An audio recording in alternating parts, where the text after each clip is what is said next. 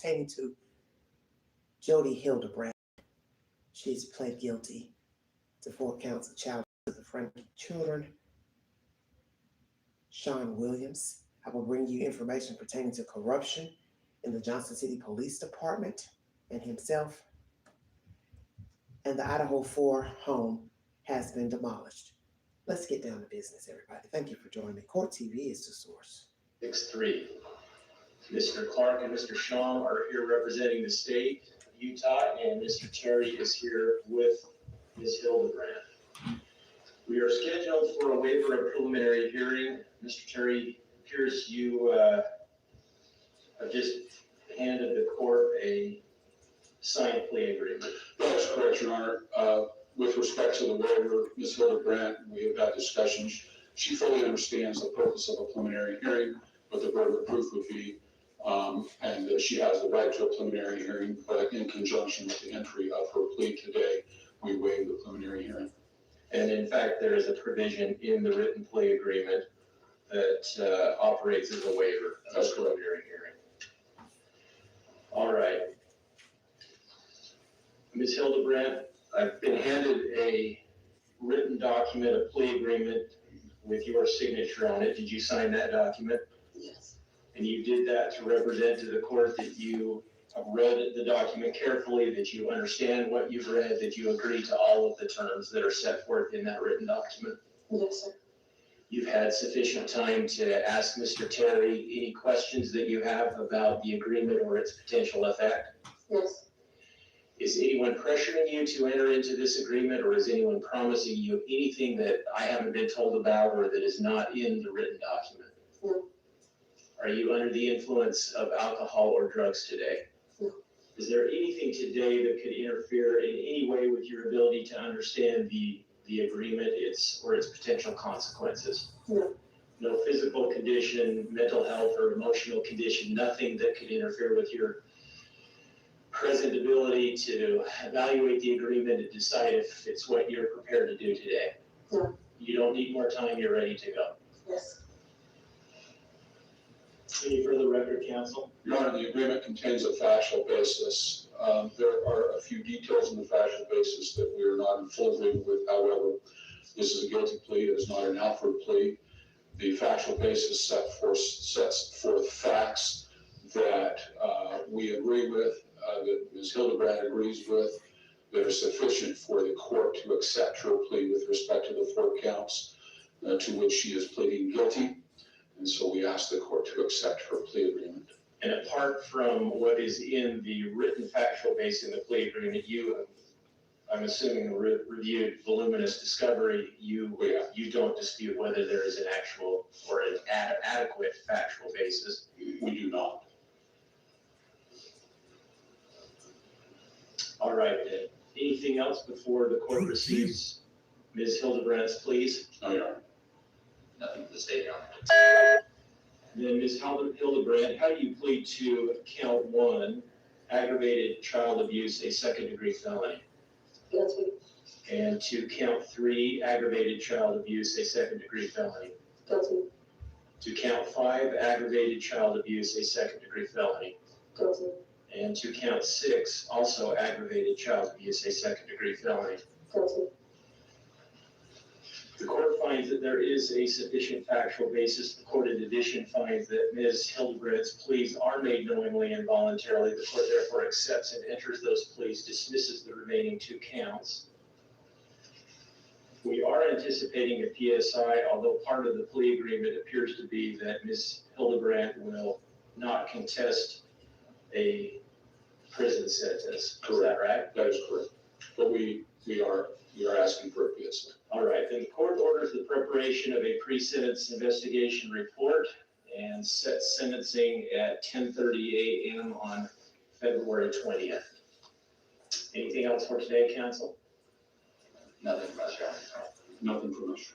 All right, thank you. We'll be in recess. Thank you. Okay, everybody, that's Court TV. Well, she has pled guilty to 4 counts to dismiss, as what transpired with Ruby Frankie's case with her guilty plea. As you see, she did not take it to court. The title of this video is Surprise Twist in Court. I don't know what the surprise is because I don't know a lot of legal jargon. I believe there's something in there that maybe they didn't agree to the information. I don't know. I had to go dig a little farther into that scenario. But as for now, Ms. Hildebrandt has pled guilty. When you look at her in court, I wasn't going to show the video, but I decided to go ahead and show it just so you could see how she looked up close, of course. She's blinking a lot. Hair looks thinner on top. She was looking around in the courtroom when she entered into the courtroom. She looks very scared, nervous, anxious, whatever word you'd like to use, but she looks out of sorts. The reason why she looks out of sorts is because she realizes what she has gotten herself into. She knows what she did. She has to know that it was wrong. I believe that's why she was looking like that. She realized this is serious now. Watching everybody in the court. And I always say this to myself because I was watching a clip of a court trial earlier of a guy who committed heinous crimes against women. I never could understand why you're looking around the courtroom. What are you looking for exactly? You want to see who's there. You want to see if someone's doing any drawings of you, taking any photographs, the cameraman, camerawoman. What is it that you're looking around for? I'm always curious to that. When the suspects are entering court and standing, sitting, and or just gaping at everybody, what are you looking at? Now here you don't see her cheesing very much. I think she smiled briefly to someone that she was talking to behind her for a brief moment. But I do believe she realizes the severity of the situation that she has put herself into. Now, does she have any remorse for what she has done to the children? I don't know. Remorse to what she did to her own nieces and nephews? I don't know. But she looks scared to death. Matter of fact, she looks more scared here in this video of her in court versus what I saw of Ruby Frank. Now, I can't say if Ruby Frankie has any remorse for what she has done. But as I had said before, is that a lot of people only feel remorse, sorrow for themselves, that they've gotten caught. Because this was a worst case scenario on its way. Because naturally, if you starve someone, eventually he or she will pass away. Their organs will fail and they will die. And as I said before, I believe this case would be way worse than what it is because we possibly would be talking about 2 missing children. I could not see these 2 calling 911 to report 2 deaths or 1 death. I don't see that. And the reason why I don't see that is because of the obvious. You are not just abusing 1 person, you're abusing 2. So if 1 was to die, 2 was to die, I'm supposed to think that you 2 would call 911, dial 911. I don't believe that. I don't believe that for a minute. To me, this is Lori Vallow, Daybell, Chad Daybell all over again. This jacked up religion, ideology of religion, and sanctimonious attitudes and dispositions, highfalutin egos, gone haywire. Gone haywire. And then you have to ask yourself this question, because I didn't question this in my last commentary pertaining to this case. Why these 2? What was so bad about these 2 children? They were evil, they were misbehaving, they didn't mind. Okay, lots of children don't mind. And let me tell you, I have seen some wayward children in my time. I've heard of wayward children. And actually everything's about perception, because if you're not around, you don't really know what's going on behind closed doors. But let's just be truthful. There are children who are mad destructive. They curse, they holler, they scream, they fall out, they destroy property, they run away, they're into drugs, alcohol, and their parents still allow them to live in a house. So I'd like to know, what were these children doing so terribly that these 2 felt they deserved this type of treatment, punishment? And see, the thing that people don't understand about abusing children is that you are now conforming their identity, their disposition, and their thought process. So now we have to pray that these children don't grow up to also become abusers, to also use harsh punishments, to also be overly critical, because it's in the gene. And we can fight it as people, not to turn out like these type of monsters. But you could find yourself in this situation if you don't get yourself some help. And what's sick about this story is not just the abuse, the manipulation of them manipulating other people, and Hildebrandt having, a license to counsel people, is that these two people didn't even know each other. That's what's sickening, is that two separate entities crossed paths and fell into each other's path, 6 degrees of separation, linked up, and came into agreement that this was okay to abuse these kids like this. And as I said, this was a worse scenario about to happen, because had one of the children died, I do not believe these two would have dialed 911. Once again, 4 counts of abuse of the Frankie children. She has pled guilty. There will be a sentencing, a pre-sentencing next month, the month of February 20th. She is facing the same amount of time as her co-conspirator, Ruby Frankie, 1 to 15 years per count. So you have 4 counts now. Now imagine 12 years per count, 10 years per count, then you multiply that times 4. So imagine if she gets 15 years, or Ruby gets 15 years per count. You're now talking about 60 years in prison. And they rightfully deserve it, because to me, it's attempted murder, in my opinion. All that aggravated nonsense, no. When you decide to starve a person, you're inflicting harm against them, binding, bondage. You're also putting remnants onto the wounds to make it worse, duct taping the wound with pepper and all that type of nonsense. That's torture. So you're talking about starving a person, which to me, as I said, is attempted murder. Then you're torturing them by binding them, keeping them locked up. Nobody can see, talk to them, no TV, no devices, no interaction. God knows what else they were doing to them. Stop sugarcoating the counts. That's where I have the problem with the courts. You're sugarcoating attempted murder. Because I'm telling you, if one of these kids had died, we would be talking about something else right now. And nobody can make me believe different.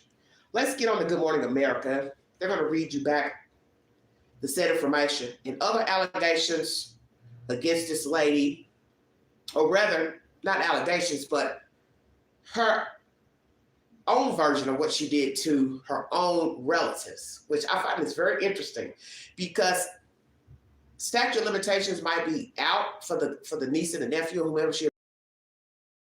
Why would you go into an open court to admit that you abused this woman's children, and then you're going to admit to what you did to your own relatives? This is very bizarre to me. And you're going to hear this. Good Morning America. I'm quite baffled myself, because I can't believe she was stupidly admit to this.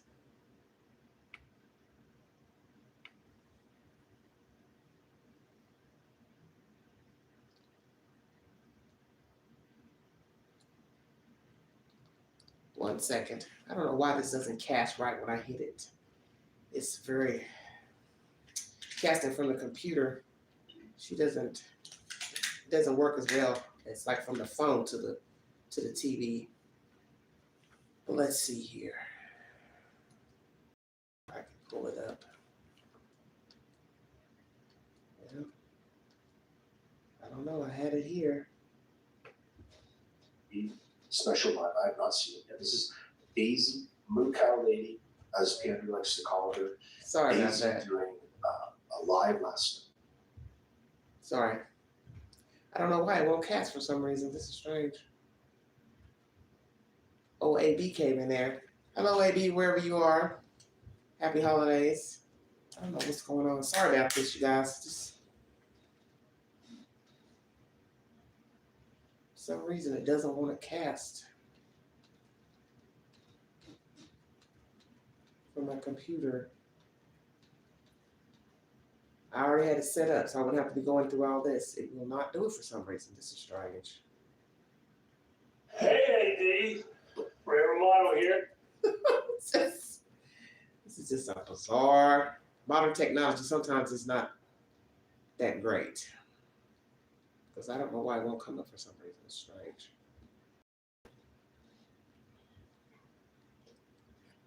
Very, very sick.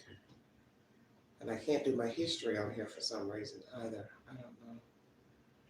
I just have to go in Good Morning America.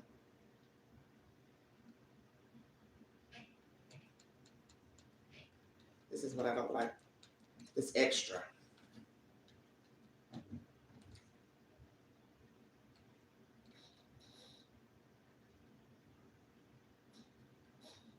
Sorry about this, you guys. And the remote doesn't even want to work. Everything's just behind.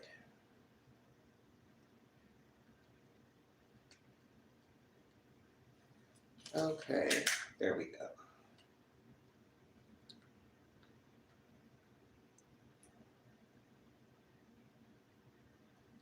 Excuse the commercials.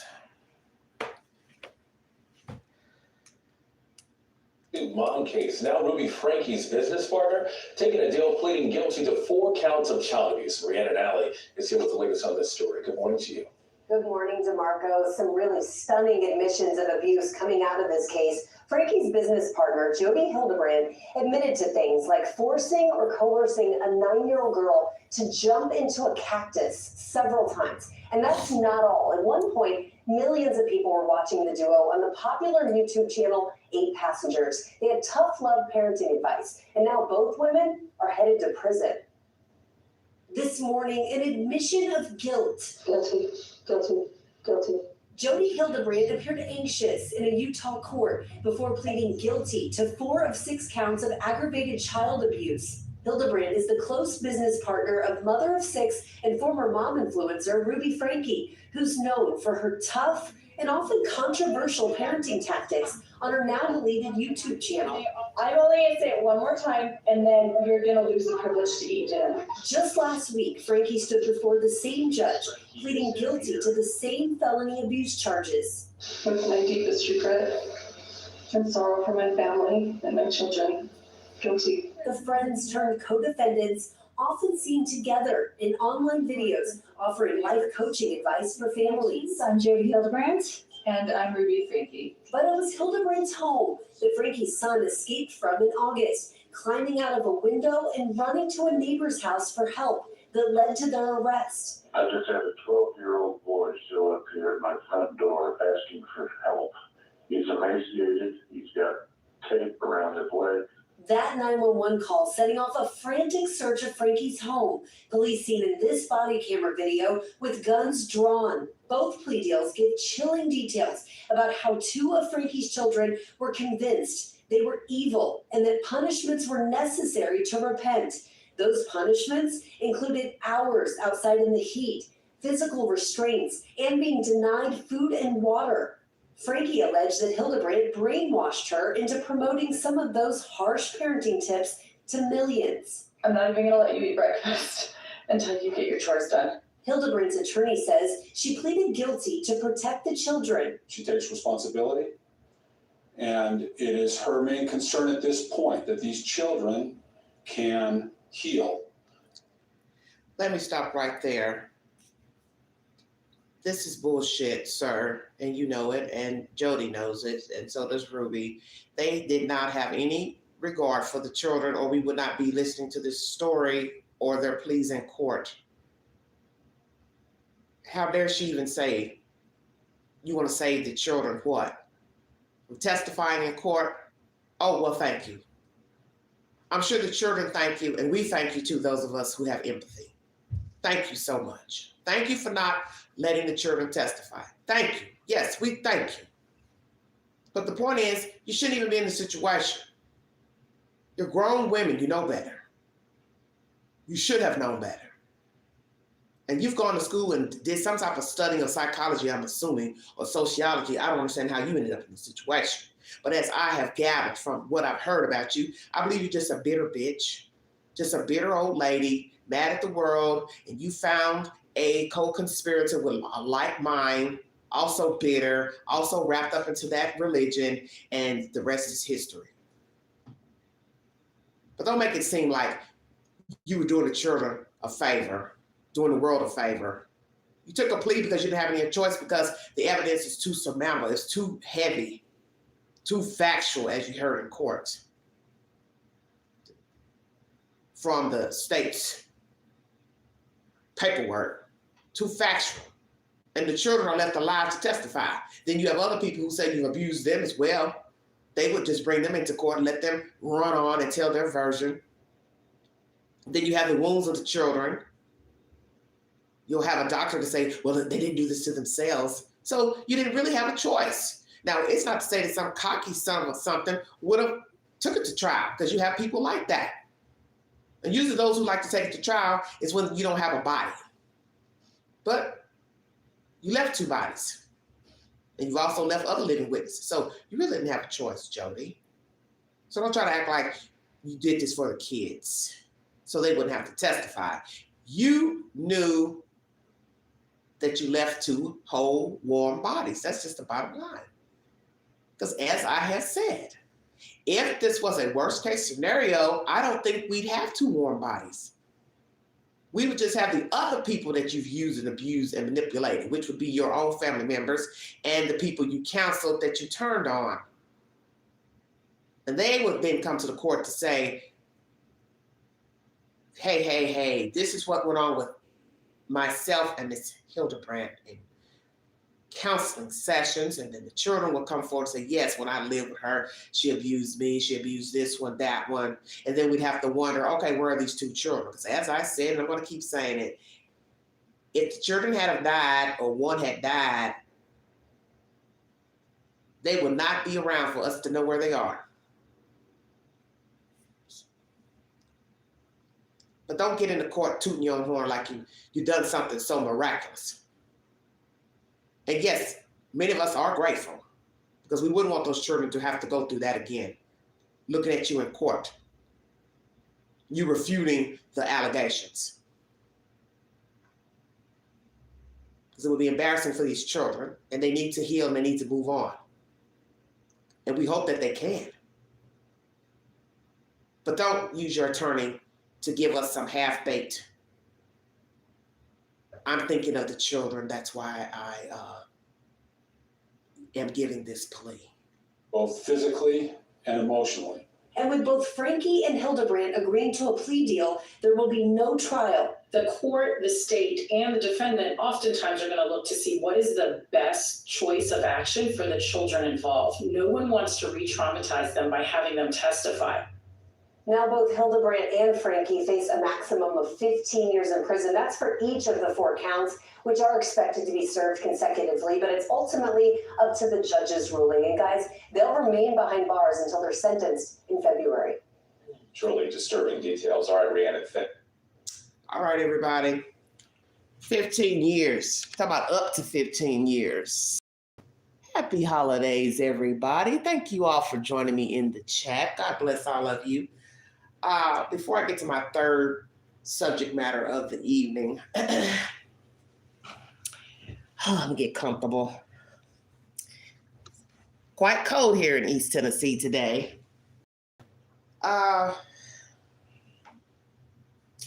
This case is, oh, mercy, the words.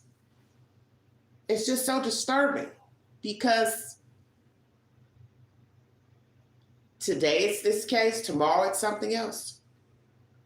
I was going in the news break queue in my phone earlier, and I was just recapping, all the articles that I had read or skimmed through, just checking to see what's the latest news locally and nationally. And it's always the same thing. Showing some black girl killed her baby. She threw what she was, I believe it was a girl or so, threw in the dumpster, girl or boy in the dumpster. I'm not even touching that. It's always something. And when I look at her, when I studied her, walking in the court, looking around like a deer in headlights, and I'm looking at her thinking, my goodness, do you actually feel bad right now? Do you actually feel sick to your stomach like how I feel watching you stand here looking around, blinking like you're, about to pass out? You put yourself here. And then you look at her house in the background of her and Ruby in the videos. You look at the house that Ruby had, and you're looking at these people like, you all had the world at your fingertips. That's what pisses me off. Besides the abuse, is that these people had good, decent lives and income. There's people out here wishing they had a nice house, a nice car, stainless steel appliances, and marble countertops and granite countertops from one end of the damn kitchen to the other, money in the bank, assets to make money, money.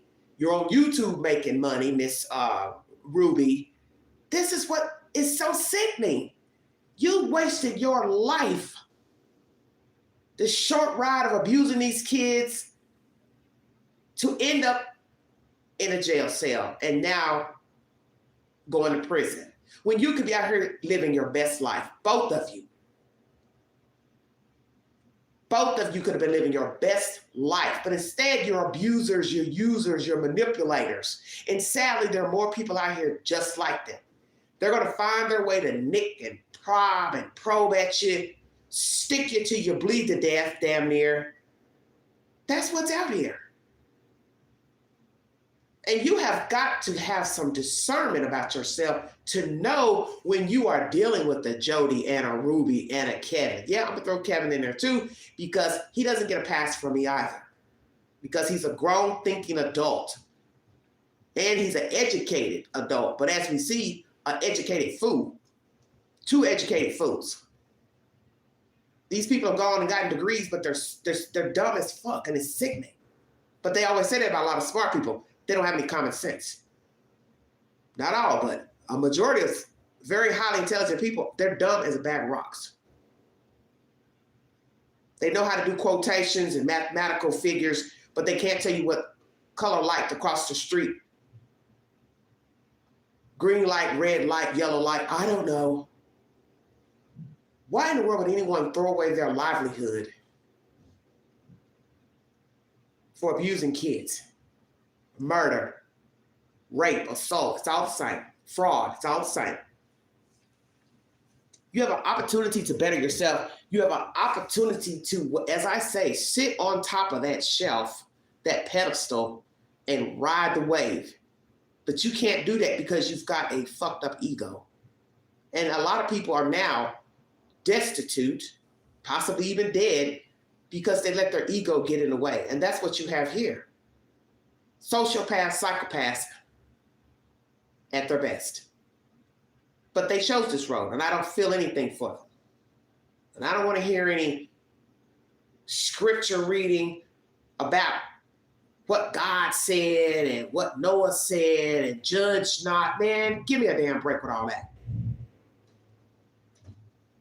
You know you don't have any business abusing a damn kid.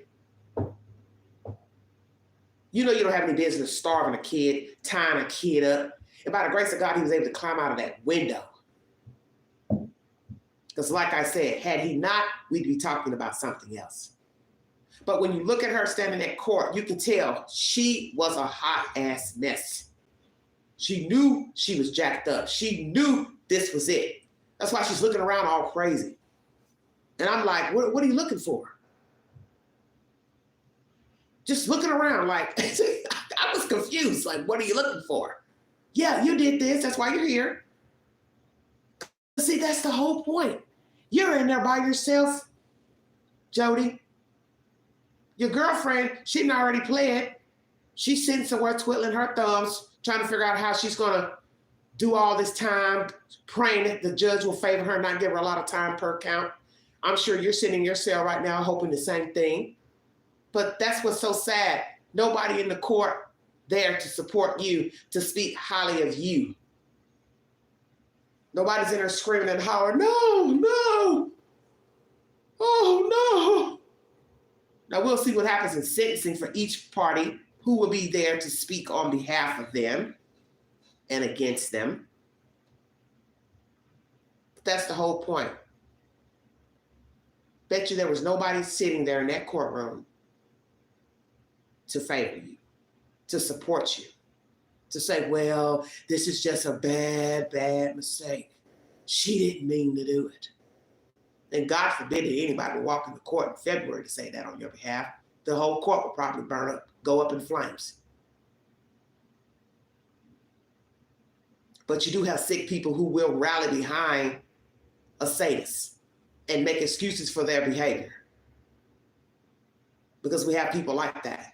And that's why I said you don't really know people, because you're seeing these two at their worst in the court pleading guilty.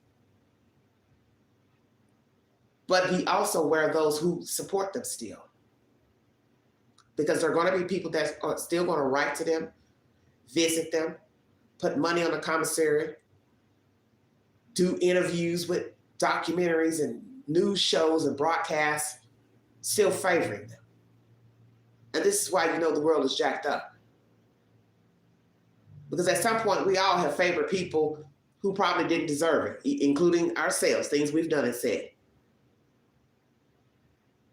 But when you talk about child abuse, sexual abuse, murder, torture, my goodness, there has to be a fine line at some point. There's no way you can honestly say, yeah, that was okay what he did to her. That was okay, yeah, starving those kids. Yeah, that was okay tying them up. Yeah, that was okay not giving them food and water. Yeah, that's okay. That was just a rough patch. They made a bad decision. This is why people don't need to have kids. Once you realize the job is not to your liking, you can't grasp a hold of the job, you need to bow out. When you realize you can't effectively guide people, such as this life coach business, counseling business, on behalf of Jodi, you should have found you another occupation.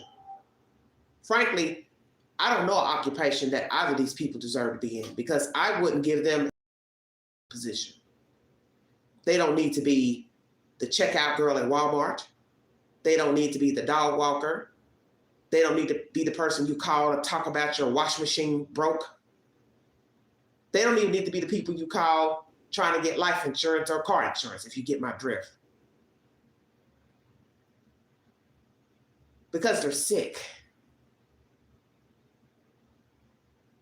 I think about all the people who've crossed their paths that have dealt with them that don't have anything negative to say about them. Well, I didn't have that experience. Oh, well, count yourself lucky. Because what you have to tell yourself is the obvious. If you could tie up a child, starve a child, torture a child, what would you do to a whole adult? I'll wait. Now, some people might say, flip of the coin, well, they're smaller, they could control them easier because they're in a mentor type situation. But it's still the mindset, you see. Stay woke now. Don't get it twisted. Because today it's a child, tomorrow it's a whole grown up. Don't think because they were able to, abuse these kids, if worse came to worse, they wouldn't try to do it to an adult. Because I could see these two wrestling somebody down to the ground to tell them, hell, you're wrong. That's not how you're supposed to think, and tie up a whole adult. Why not? What's the difference? Oh, does that sound too barbaric? Two women wrestling down another woman or man, tying them up, wrestling them to the ground, binding them, putting cayenne pepper and honey on their wounds. I don't see a difference. Because as I said, if you can do it to a child, and you can do it to a child that's 10, 11, or 13, you could just as easily do it to somebody that weighs a little bit more. Tag team. And another thing that's interesting is that Ruby puts all the blame on her. She talked me into this type of mindset. Really, Ruby? So you kind of forgot about what happened on the YouTube channel. Your fans turning on you and calling the state on you. So all that was just a misunderstanding, I guess. Now this is before Jodi, of course. That's even more funny. Oh, Jodi did it. She talked me into this. I would never abuse my children. She coerced me. So you let a whole woman talk you into abusing your children, pushing your husband out the house, having no contact with him for a whole year. I guess you're also going to blame her for the reason you don't have a good relationship with your oldest daughter. You're going to blame Jodi for why you don't have a relationship with your other relatives, your sisters. You cut them off. So you want us to believe Jodi is the reason for the season, for all your broken, severed family ties. Well, I guess that's something that Lori would probably say about Chad Daybell. Yeah, I cut off everybody and stopped talking to everybody because Chad talked me into doing it. He told me they all were evil and they were zombies. Don't you hear the similarities? They were evil. That's the same bullshit we heard with the Daybells. Everybody's evil. Now, you don't hear of everybody else across the street being evil. You don't hear about the people across the street being zombies. You don't hear that the girl at the checkout lane at Walmart, she's evil. Just your immediate family, they're evil. And that was something that was said about Lori Daybell. If you could do this to your children, who else would you knock off if they didn't agree with you? And her own brother said that, and I agree. And to me, it's the same as in this case. If you can knock off these kids, you can knock off a grown person. And in the Daybell case, some grown people did get knocked off. Sadly for Charles and Miss Tammy. See, there is no difference. Because my thing is, once you have the fortitude to plot against a human,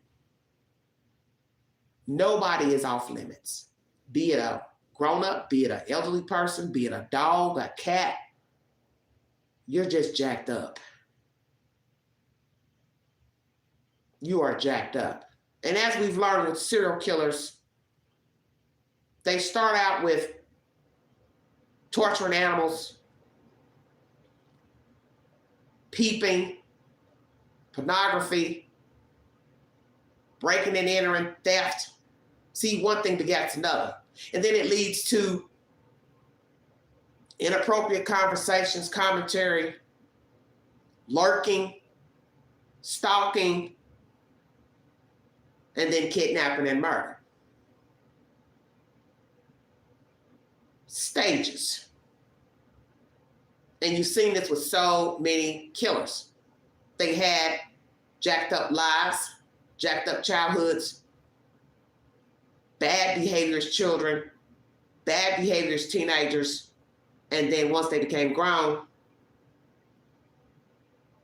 it was on. That's why I said we have to pray for these children, because they have the genes of this woman, Ruby Franke, these children. And we have to pray that they don't take her sinister ways, father's ways, and exact it on other people. And God forbid if they ever decide to have children.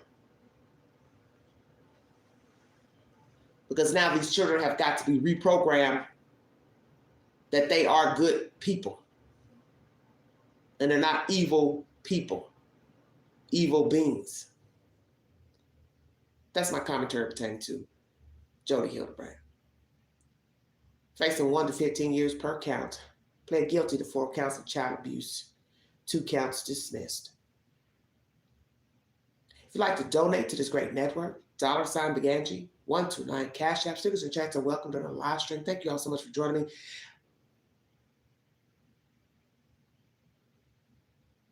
Let's get down to, I said I was going to do Sean. His is a bit winded, so I'll probably save his for last. Let me get to Idaho. I'm sorry, moving too fast. As most of you know, the house in Moscow is no longer. I'm sure many of you watched the fake hay come down. And it was kind of emotional watching the house come down because somebody lived there at one point or another. Young people lived there. That was their home, place for laughter, fun, maybe a little mischief, camaraderie. Some would have been leaving the house, graduating. Some would have been left behind, waiting to get new roommates. And it's just absolutely heart-wrenching to know that there were some young people living in that house that are no longer now. The house is no longer, and 4 of the inhabitants were brutally murdered inside of that house. CNN is the source of this information. The University of Idaho on Thursday demolished the off-campus home where 4 students were fatally stabbed last year, the latest instance in which a property is razed following grisly high-profile killings. Ethan Chapin, Kaylee Gonzalez, Santa Coronado, and Madison Logan were killed inside the Moscow, Idaho off-campus rental on November 13, 2022. Stunning the university and the surrounding community. The owner of the home donated it to the university, and the school planned to tear it down in July before the start of the new academic year. But those plans were delayed until this month, when the university announced attorneys for the suspect, Brian Korberger, had been given access to the home as part of their preparations for trial. Prosecutors also accessed the house on December 21st, the school said. Korberger has been charged with 4 counts of first-degree murder, and not guilty pleas have been entered on his behalf. Prosecutors, sorry about that, also have proposed his trial begin in the summer of 2024. Lord, that's even later. Thursday's demolition, taking place during winter break, was expected to last several days, the University of Idaho said in a news release this month, but it could be finished within a day. University spokesperson Jodi Walker told CNN, "It is the grim reminder of the heinous act that took place there." University of Idaho President Scott Green said in a news release, "While we appreciate the emotional connection some family members of the victims may have to this house, it is time for its removal and to allow the collective healing of our community to continue." On the eve of the demolition, the families of Gonzalez and Coronado pleaded with the university and local prosecutors to preserve the home. They argued it may have evidence during the murder trial, including about how much the surviving roommates may have heard during the killings, according to a joint statement. But neither prosecutors nor defense attorneys have opposed the demolition, the university said. And the prosecutor told school officials in an email the house is so substantially different than at the time of the homicide, said a jury wouldn't be authorized to see it. Very interesting. While we certainly understand that there are a lot of emotions around the house, for the families especially, we also listen to our community and talk with prosecutors and the defense and believe that now is a really good time to go ahead and take that house down. Walker, the university spokesperson, told CNN Wednesday. Though it's off university grounds, the house can be seen from the campus and is in an area populated with students, Walker noted, describing it as a daily reminder of the horrific event that happened there. The university won't forget, she said, but we can heal and we can take that next step forward. And taking that house down is that next step. Within the house gone, attention can turn to the property's future. The university intends to create a memorial garden on the site to honor the 4 students, it has said, and landscape design and architecture students were set to draft concepts for the garden this past fall. The question of what to do with such properties has become distressingly rote in the recent years, particularly in the U.S., where communities regularly have to grapple with the scenes of mass shootings, asking themselves how they honor the victims and their families while allowing those left behind to heal and move forward. Now, they go on to name other mass shootings and those addresses, and I'm not about to read any of those, but some of the places mentioned was John Wayne Gacy, the home of Fred and Rose West. Let's see who else they mentioned. So I want to get really deep into all that.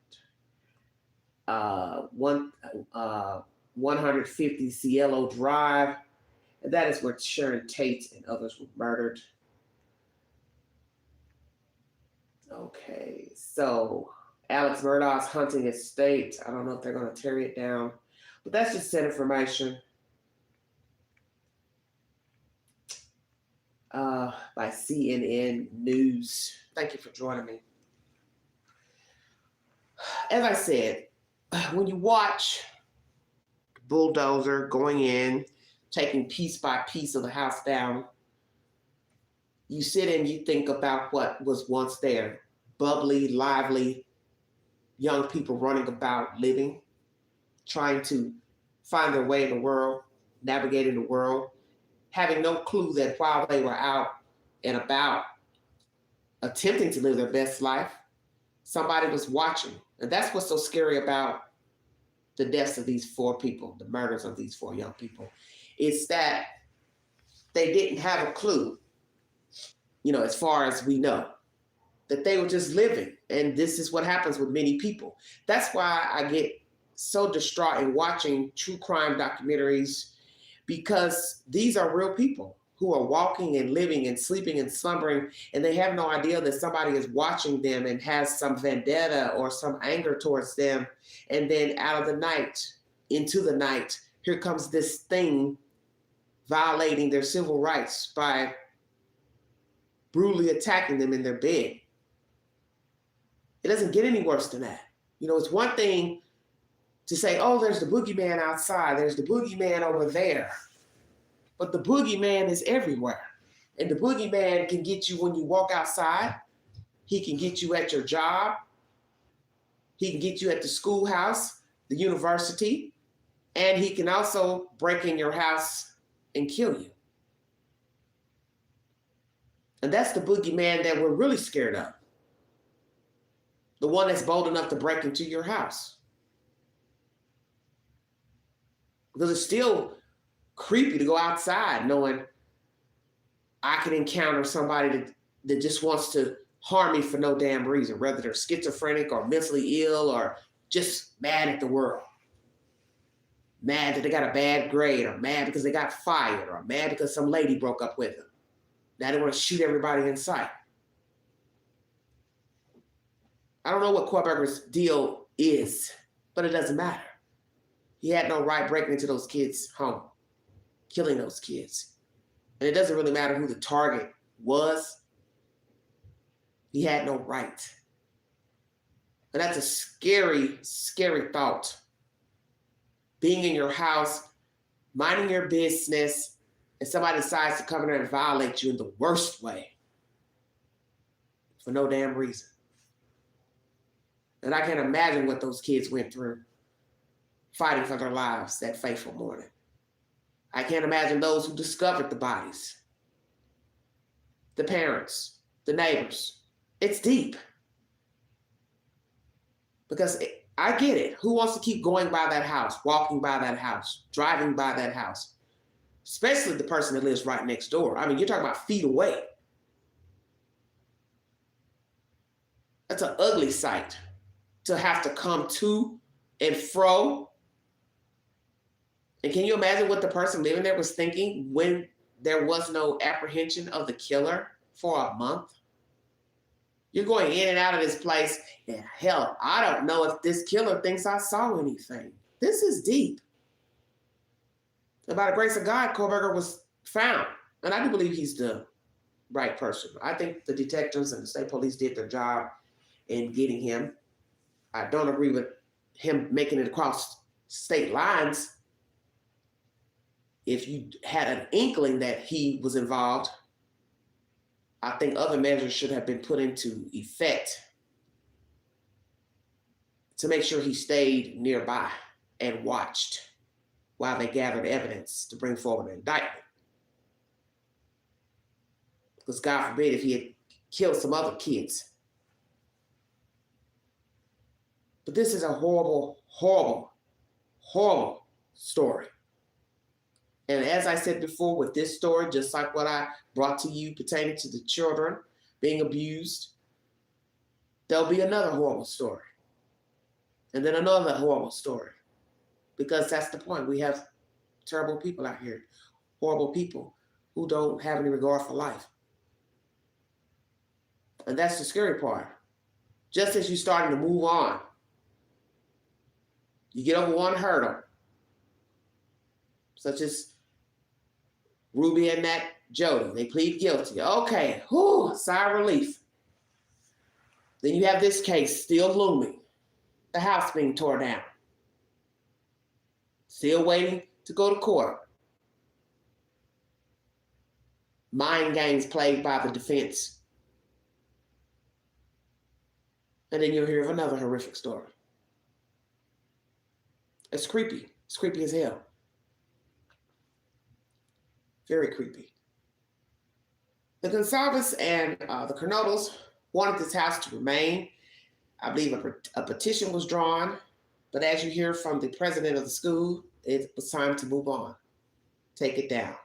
As you hear with the Chapins, they felt like it was time to also move it along. And as most of you know, they haven't had much to say pertaining to Kohlberger and the case itself. Some might even question why not. But everybody navigates differently. As I said, maybe they really haven't grappled the fact that their son is gone. Or they just don't want to dwell on what was done to their child and the other children. Should the house have remained up? The state says they have everything they need with the models and trajectories.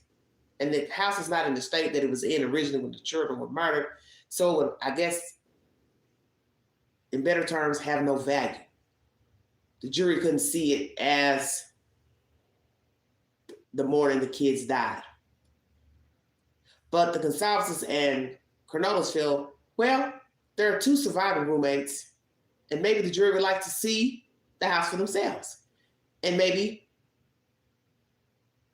decipher sounds, movement, what you could hear, not hear. And I do get that. Because they might want to do a demonstration inside of the house, such as have somebody yell from the top floor, have somebody fall, have somebody thrown to the ground, drop something, and then ask somebody on each floor, can you hear it? Well, you can't do that if you don't have the house. So we already know that the beds and the furniture and what was sitting in the corner is not there. But I do agree with him as far as escape routes, coming out of the house, entering the house. And I've said this before in my lives, people might want to see, how did the killer get in? Which doors were mainly used by the students? See, we don't know. Somebody would have to tell us that. Oh, she usually walked in this door, or this one usually went around the house because they lived on the third floor. See, we're not going to get none of that. Somebody's going to have to tell us that. And then you have to decide if you believe that or not. But it's nothing like being in a house, and like I said, make movements and sounds to where other people in the other parts of the house can say, yeah, I can hear that. Because at nighttime, that's going to be the time when naturally it's quieter. Early morning, late morning. So you might want to be able to say, hey, run down those stairs from the third to the second floor. Can you hear? From the bottom level. But then the thing about that is, you're going to have to decide who was on the first floor was actually up or if they were sleeping. And that's where you're going to have a problem. Because now you're going to have to assume, and that's not going to be good enough during trial. Because we have to wait to hear what the females have to say they were doing and not doing that fateful morning. Were they up, not up? Texting, sleep, half asleep, groggy, got up? And I have always questioned that. Because I can say as a female, I hear something strange rattling around my windows and doors. Oh, I get up. I don't just sit and wait to see if something's going to make its way in my house.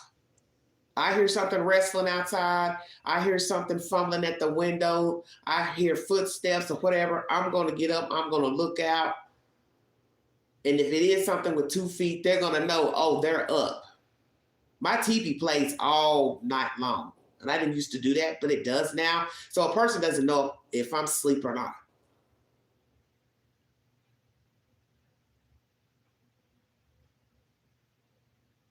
And that's really a good thing, to leave the TV playing up until morning. Because a lot of people are night owls. A lot of people work different shifts, maybe off of work. a stranger outside lurking. They don't know that when they hear a TV playing, they don't know if you're up in there or not. And now it's not to say that a person wouldn't risk coming on in there, assuming you were. There's a possibility that some of those girls were up that late morning. You can argue on and on about who was up and DoorDash and all that old type of stuff. But the point is, we don't know. We have to get some type of evidential material to show somebody was logged into an app or sending a text to show he or she was up that time of morning when they believe Mr. Korberger entered the house. But yes, I wanted the house up, but I also understand it is an eyesore to the neighbors, to the students, to the community. I get that. All I'm going to say is this. It's going to be really bad when the jury is picked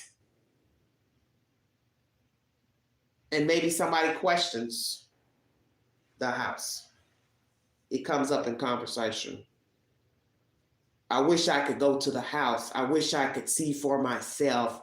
I wish I could walk around. I wish I could, stand over where the other house is and then, try to guesstimate if I could hear somebody whimpering or crying from a window. See, you're not going to get that opportunity.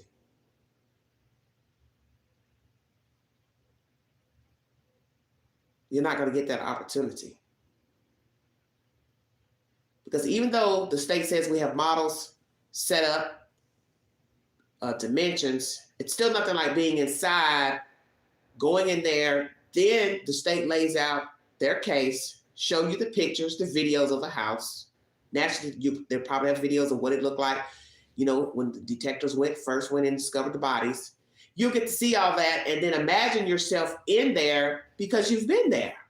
So when they pan that camera around, they're showing you the evidence, any type of foot marks, something broke, something knocked over, where a bed sat, where a lamp sat. You can now visualize it better because you've actually been in the house. And when they try to role play what they think happened to the victim, if one tried to get up, run, crawl, you can say, oh yeah, I could see how this played out because I've been in there. Because they're gonna have to role play with the model and have, I guess, figurines to try to portray the suspect and the victims, and then have it, I guess, similar to how the bodies were found. I can't imagine how that's going to be exhibited in court. We will see, because I don't even know if they'll even have cameras for the whole trial or not, what will happen. But that should be interesting. The models themselves of the house and the victims. Prayers to the families and the students in the community of Moscow, Idaho. When I get an update to that information, I will bring you the latest. But right now, the projection for the Korberger trial is summer of 2024, and we are now leaving 2023. This has been a very interesting year, and God knows it's been very interesting for the Queen. Amen. Sean Williams is my last topic for this live stream. Thank you all so much for joining me. This information is a bit winded, so I will have to read it to you because articles always have more information than the videos you watch pertaining to an update in a crime. Because I want to read you the said claims that the victims are making against Sean Williams and the Johnson City Police Department.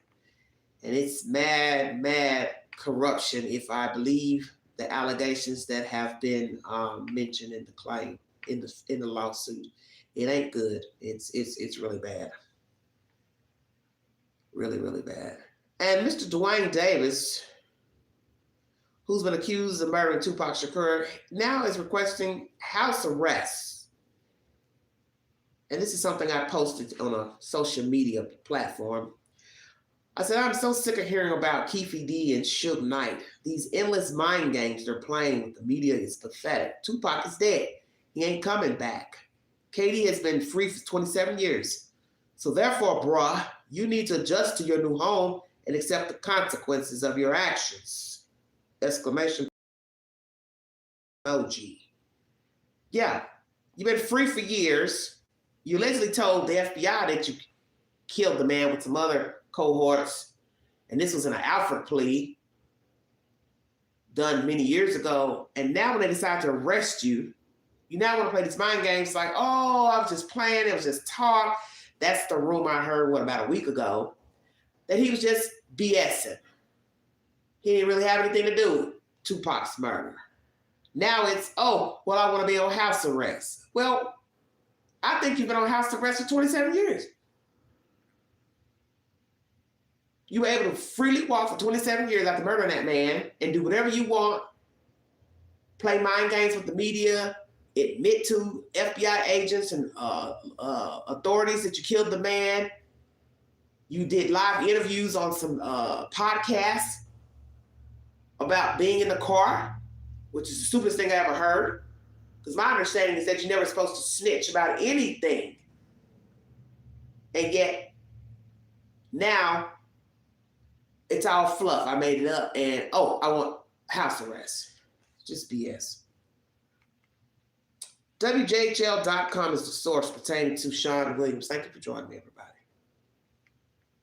And thank you for tuning in to the Summer Wells compilations. I really appreciate the following, and I will possibly bring you another update or live stream pertaining to the disappearance of Summer Wells, because I was watching someone else's content the other day, and I do not know any truth or validity to the information, but allegedly these parents are on the low, quiet because of an upcoming court date. Don't know if that's truth or not, but it would be interesting to say or question, why are these parents so quiet all of a sudden?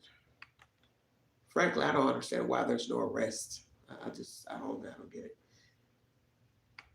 I understand you have to investigate, and then the state decides if they want to go forward with the information that detectives gather. But there's still some things pertaining to the disappearance of Summer Wells that I think they have something to go on. And they are just choosing not to file an indictment against the Wells or one of the parents. 1 second, everybody.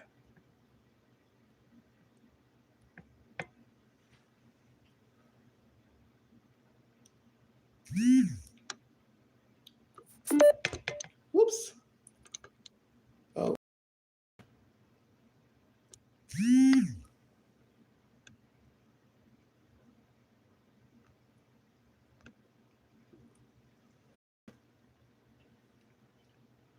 A new filing in the federal lawsuit brought by victims of sexual assault makes the most specific and powerful allegations yet, including bribery and conspiracy about the involvement of some members of the Johnson City Police Department in the rape and drug charges against downtown resident Sean Williams. The suit now claims officers engaged in corrupt use of search warrants for collection efforts to get money for Williams, casting sparks at the center of the alleged conspiracy. It alleges money flow from Williams' former company, Glass and Concrete Contracting LLC, to Jcpd through what it describes as an extortion scheme. Hold on 1 second, guys. And that police kept some of the cash they seized when executing a search warrant of Williams' safe in September 2020. The new filings asserts the payment served as a quid in September 2020. The new filings asserts the payment served as a quid pro quo with the implied or explicit understanding the defendants would shield Williams, permitting him to continue his practice of abuse and trafficking with impunity in exchange for the payments. Lord have mercy. The suit claims Williams' payments of $2,000 a week to officers, and based on alleged comments by Williams, asserts that a safe season in September 2020 search warrant contained $500,000, but that officers returned only $81,000 of that. Attorneys for the defendants have filed a motion requesting that Judge Travis McDonough disallow the amended complaint. Williams, 52, is in custody on multiple federal and state charges of child rape and child pornography production. Search warrant documents filed, first reported by News Channel 11, also alleged that when he was arrested April 29th of this year, Williams possessed digital files showing him raping or sexually assaulting more than 50 women who appeared to be at his downtown Johnson City apartment. When he was arrested, Williams has been on the run since May 5th, 2021, when Johnson City Police had unsuccessfully tried to serve a warrant on him for being a felon in possession of ammunition. A separate federal civil lawsuit by former Special Assistant U.S. Attorney Kat Dahl claims that Dahl pressed the department to more thoroughly investigate sexual assault allegations against Williams after she was brought into the ammunition case in the fall of 2020. Dahl was fired from her job with the Jcpd in July of 2021 and claims her dismissal was retaliatory. Attorneys for 10 alleged anonymous victims filed a motion on December 12th to amend the lawsuit they had filed on June 21st, citing significant new developments in the interim. The proposed amendment to the suit, defense attorneys moved Friday that it is disallowed, names several additional officers as defendants, something the initial filing has happened after reasonable discovery. The city of Johnson City, Jcpd, now retired Chief Carl Turner and now retired Captain Kevin Peters, as well as Detective Thomas Sparks, were named as defendants in June. The new filing adds 3 specific investigators, Justin Jenkins, Jeff Legault, and Brady Higgins, and includes 13 more unnamed officers. The amendment seeks to create a class action and identifies by initials as class representatives of 3 alleged victims. Those desired classes include women who reported alleged sexual assaults by Williams to Jcpd, William who alleged Williams sexually assaulted them but did not report to Jcpd, and women who reported sexual assaults to Jcpd between 2018 and 2023 involving other perpetrators. Most explosively, it also lays out with specifics an alleged scheme in which Thomas Sparks, in particular, benefited financially from seizures of assets and payouts for Williams and a business partner. The trade-off the suit claims involved Jcpd shielding Williams from any real investigation into his alleged serial sexual assaults, which the lawsuit claims amounted to a sex trafficking operation. The amended suit says between November 2019 and June 2022, the Jcpd received at least 8 reports alleging Williams had drugged and or sexually assaulted women in his apartment in downtown Johnson City. It claims police benefited from looking the other way. Oh, Lord, this is... As the alleged trafficking operation continued, thereby violating the Trafficking Victims Prevention Act. Defense attorneys filed their response in opposition Friday afternoon. The defense says the amended complaint would unfairly prejudice the defendants and it was filed in bad faith and would unnecessarily delay proceedings, and that efforts to tie the defendants to sex trafficking are futile because they wouldn't stand up against a motion to dismiss them.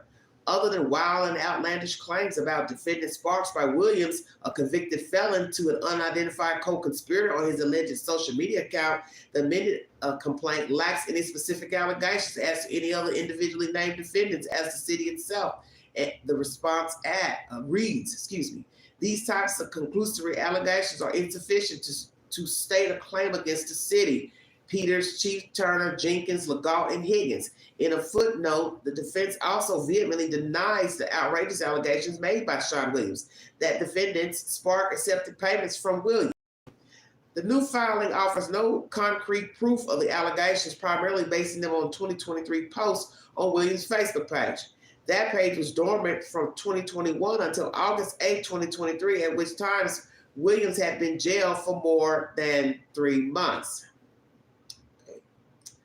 Very interesting. So it's saying no concrete information on these posts that was made by Mr. Williams. So the page was dormant from December 21 until 8/23. Wow, that's a long time because December goes into January, which would be 22. Back around, that's like almost a year and a half. I don't know about this. The page includes 4 posts, the latest one on October 1st, in which the writer, purportedly for Williams, claims Williams' innocence and makes numerous statements implicating the police. The filing points to September 19, 2020 as a turning point in Williams' life that helped lead to the charges he faces today. At about 2:30 a.m. that morning, a Kingsport woman, Michaela Evans, fell from Williams' apartment during a visit there. Okay, this is 2.5 years ago. No, 3 years, 3.5 years. Well, that's a long time. Evans, who continues to maintain she isn't sure whether she was pushed or fell, was hospitalized for weeks and continues to suffer physical effects. Sparks led the probe into the incident, which Jcpd initially called an attempted homicide investigation. Searches of Williams' apartment later that day and several days later of a safe that a narcotics dog allegedly hit on for the presence of drugs led to the alleged discovery of ammunition. That ammunition eventually yielded a federal indictment charging Williams with being a felon in possession of ammunition.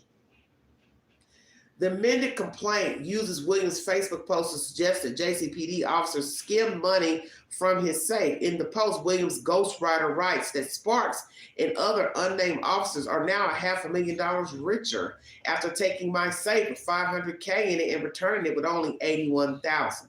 Upon information and belief in exchange for the cash Jcpd officers seized and illegally took from Williams, there was an implied agreement that Jcpd officers would take overt acts in furtherance of Williams' sex trafficking conspiracy, the amended suit claims. God, this is a mess. The defense motion to disallow the amended complaint says otherwise, saying Jcpd took the safe upon finding a small amount of narcotics in Mr. Williams' sick condominium while conducting an attempted homicide investigation. That motion reads, when the search did not discover additional drugs to support a charge of distribution or drug trafficking, the safe and all of its contents, including all currency, was returned to Mr. Williams. The new filing alleges that the second of those searches, both of which were requested by Sparks, also resulted in Jcpd's seizure of 2 cell phones, 5 computers, and 3 micro SD cards. A May 2023 search warrant affidavit requesting those digital files, submitted by a Tennessee First District investigator, indicates that Jcpd never looked at what was on those devices. And that's something I wanted to say too. How in the hell this man has all this pornography and stuff on devices and you all didn't know about it before? I found that strange. This is bullshit. Though Williams was arrested for drug trafficking on April 29th, authorities looking for evidence of drug transactions on his computers allegedly found the sex crimes evidence. Now, okay. I don't know what to believe.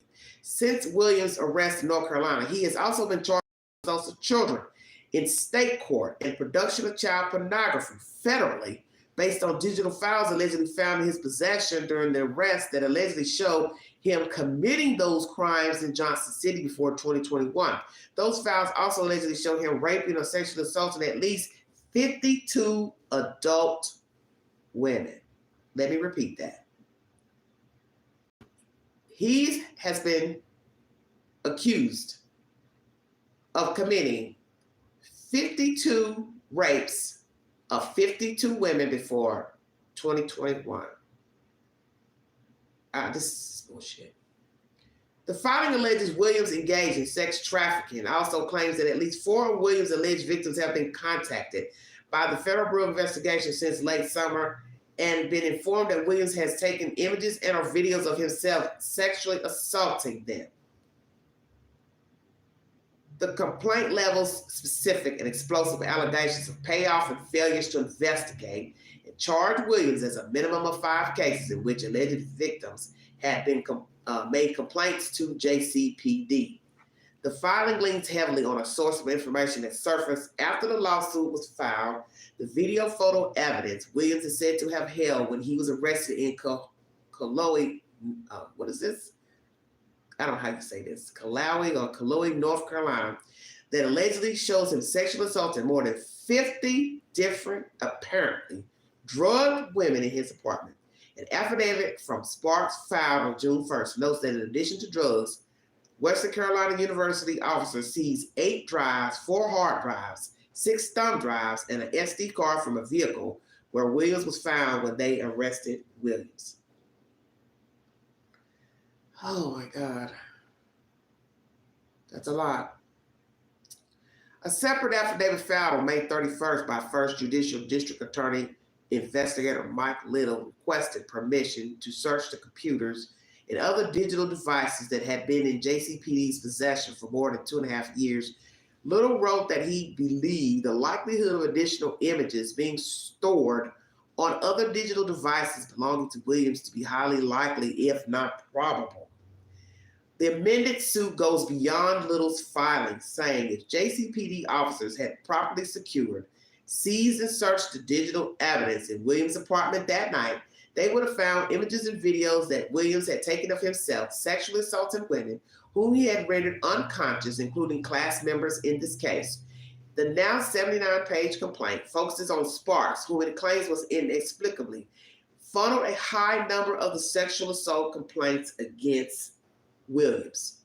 Beginning at least early as November 2019, JCPD officers were aware of rape complaints against Williams, the filing says. These officers were not limited to those within the Special Victims Unit, the unit responsible for sex crimes. For instance, although defendant Sparks was not a special victims investigator assigned to sex crimes, numerous complaints involving Williams were routed to him. Despite multiple complaints to JCPD between at least 2019 and 2021, police charged Williams only with the ammunition charge. One of the earliest of those complaints came from a representative from one of 3 proposed classes. November 7, 2019, the suit claimed she had woken up after a second visit to Williams' apartment in the span of a week, during both of which she had felt physical and mental incapacitation. The first time after using cocaine, and the second after taking a sip of an already open beer. See, this is where there's a problem. They're going to say, well, you were over there getting high. Maybe the drugs got you so high, and what happened? See, then they'll say, well, you were there doing dirty deeds. So what's the difference if he raped you or not? You know, that's how defense attorneys are going to be. Oh my God, this is a hot mess. Okay, so 2 times. One time after using cocaine, and the second time after a sip of an already open beer. The suit says after waking up November, the woman suspected she had been raped. She got a ride to an urgent care so she could receive a rape kit, and allegedly told her nurse she believes she's been raped and wanted to report it to police. The complaint says 2 JCPD officers took statements from the alleged victim and a friend. It says the woman told them about the alleged assault and pointed out Williams' apartment on a map. Okay. The officers mentioned that they had heard of women complaining of sexual assault by Williams before the suit alleges, and that officers took her clothes and placed them into a garbage bag, but did not provide any type of evidence receipt. News Channel 11 does not name alleged victims of sexual assault to protect their privacy, and names mentioned in court filings have been removed. The woman told the police she wanted to press charges against Williams, but did not hear anything more from JCPD for 1.5 years, the complaint says. Around May 2021, the woman allegedly heard back from JCPD, this time with a call from Sparks, who, the document says, told her that her rape kit showed benzodiazepine in her system as well as DNA of another person. The suit claims that Sparks told the woman it would be difficult to get Williams' DNA tested without his permission. Told her no images or video could exist of her alleged assault when she mentioned the many video cameras in Williams' apartment and generally discouraged her from pursuing charges against Williams. After consulting her family and friends, the woman called Sparks back to tell him she wanted to proceed with pressing charges against Williams. The suit reads, she never received a response. Wow, this is deep. After Williams' arrest and the revelation of digital files, Thomas Sparks filed a search warrant affidavit for Williams' DNA. It referred to a sexual assault investigation involving a complainant with the same initials that began on November 7th and also referenced Sparks having received a completed rape kit from the state in late March 2021. No one from JCPD ever informed the woman or her attorney that Sparks was drafting an affidavit for a search warrant in her case, the lawsuit states. It adds that by that point, in June of 2022, Sparks had been named as a defendant in Cat Doll's suit. Oh, now this is the assistant state attorneys who's brought forward a suit against the city, I guess. The amended lawsuit describes a string of other complaints against Williams between November 2019 and Williams' flight from Johnson City nearly 2 years later. It claims that after the department failed to document properly the rape charge of November 7, 2019 report, including a failure to test the alleged victim's rape kit timely and a failure to properly retain or preserve evidence, and that Jcpd followed this pattern with at least females 2, 3, 9, 10, and 12.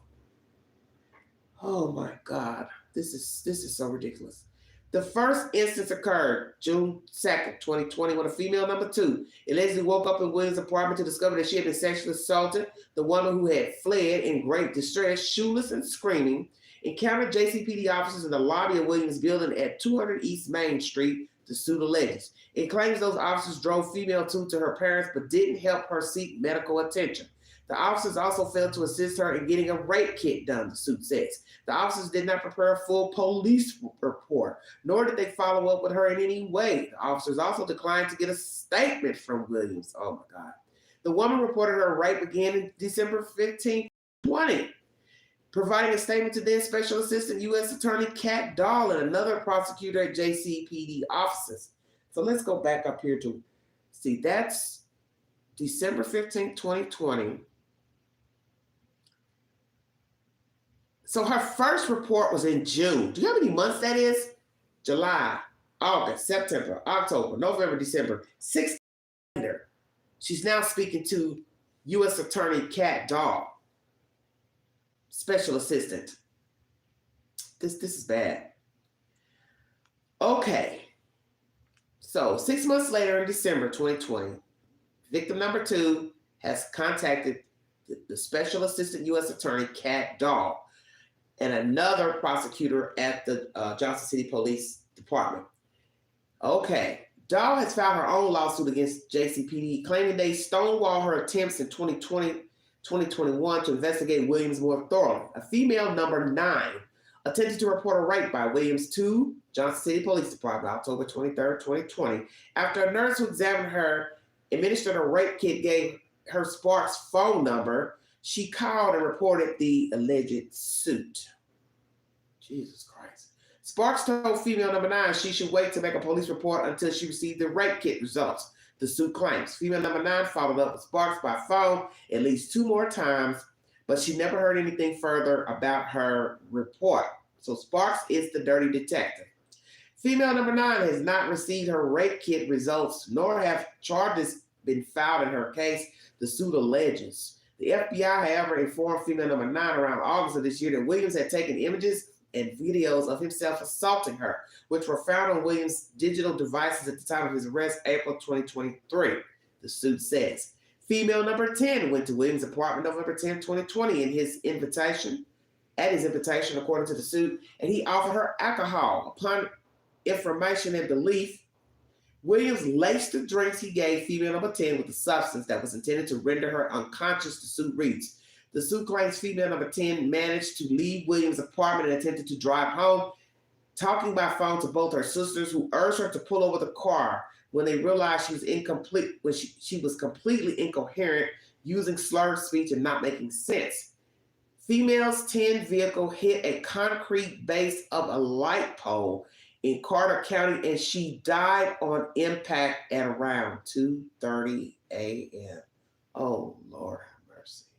So now we have a murder. Oh, dear God. According to the suit, one of the female's 10 sister called Jcpd and reported that the crash was suspicious and that her sister had last been seen entering Williams' apartment and expressed a concern that a crime might have occurred and asked the police to look into it. The suit claims Jcpd referred to the sister to Carter County, whose sheriff department then allegedly told her Jcpd had jurisdiction over any investigation because of where Williams lived. The woman allegedly called Jcpd again after having spoken to Williams and a friend of his and learned that Williams had given female number 10 a drink on the night of her death shortly before female 10 left Williams' apartment and attempted to drive home. The suit alleges that the detective asked no follow-up questions, didn't ask the sister to come in person to provide a statement, and didn't disclose that Jcpd had received similar complaints about Williams from other women. Female number 12 was allegedly sexually assaulted by Williams at his apartment on November 24th, 2020, after he provided her with a substance that rendered her unconscious. She reported the assault to the FBI because she did not trust Jcpd to take the sexual assault seriously. The FBI agent she met with marks, according to the suit, and he accompanied her to the hospital where she received a rape kit. Female number 12 then spoke to a woman who was either an investigator or an attorney and said she wanted to press charges. Sparks told her falsely that she was the first woman who wished to go forward with charges, claiming the other women were too scared, the suit says. Female number 12 never received her rape kit results, and no charges have been brought against Williams for her assault, according to the suit. So Sparks, once again, is telling her that she was the first woman to go forward with charges because the other women were too scared. Allegedly, these are false statements by the detective. The suit claims that for an unspecified period of time that continued until at least this past April, officers conspired with Williams in his alleged venture to recruit, harbor, provide, obtain, maintain, and solicit women and children for the purpose of engaging in commercial sex acts. For the extortion allegation, the amended suit claims Williams used a contraband cell phone to send his desired Facebook messages to a woman from jail, and she then posted them to his Facebook page. It does not name the co-conspirator. One of those posts from September 2nd claims that Williams' former business partner, who it lists as a co-conspirator, paid police $2,000 per week from my company for years because she got caught selling cocaine, and the corrupt officers targeted her for extortion, probably due to her association with me. The suit uses the post description of the business partner, creating false Internal Revenue Service 1099 forms for made-up businesses that would have appeared to be subcontractors of Glass and Concrete Contracting, LLC. Williams' co-conspirator then made owner draws from these separate business entities to obtain the cash to pay the Jcpd officers the suit alleges. The suit lists 7 primary pillars of that alleged corruption, some of which are detailed elsewhere in the suit but not detailed in this article. Here are the corruption as listed. Oh my God. Intimidating and threatening victims and potential witnesses. Making false statements to victims to discourage them from pursuing their claims. Assisting in the destruction or concealment of evidence. Retaliating against victims who attempted to report Williams, interfering with a federal criminal investigation to Williams' sexual assaults, retaliating against Kateri Dow, a former special assistant United States attorney, for her attempts to investigate Williams' sexual assaults, assisting in Williams' efforts to evade arrest and incarceration. Statement from the defense attorneys. No proof here.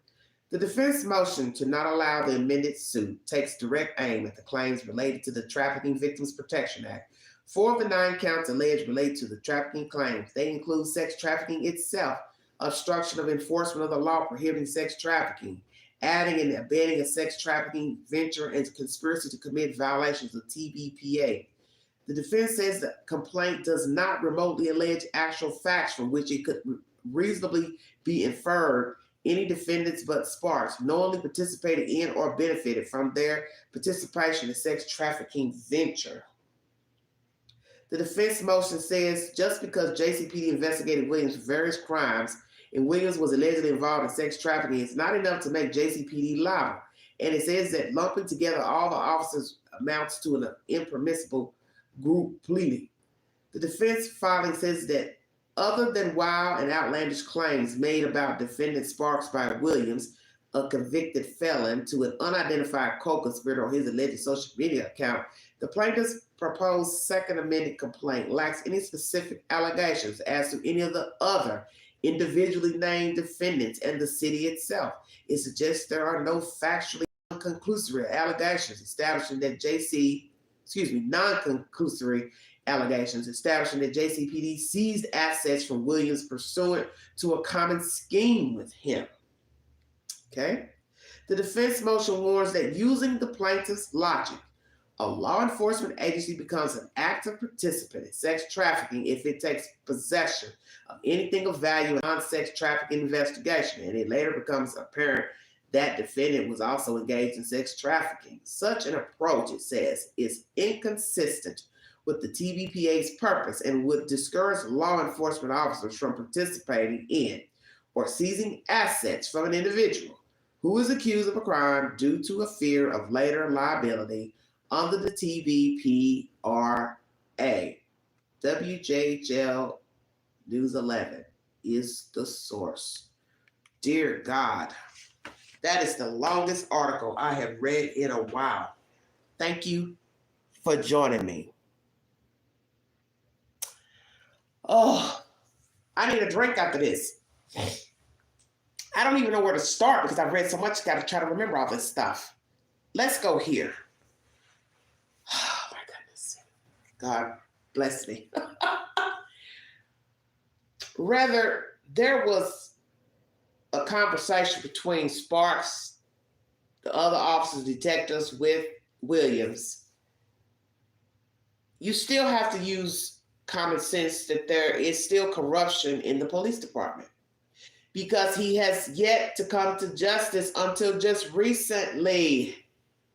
And every time he's in somebody's jail, he just so happens to escape. So there's your conspiracy there. Whether you want to say, we didn't steal any money from the safe, we never had any conversations about helping him cover up anything, we're not blackmailing his friend, he probably doesn't give a damn.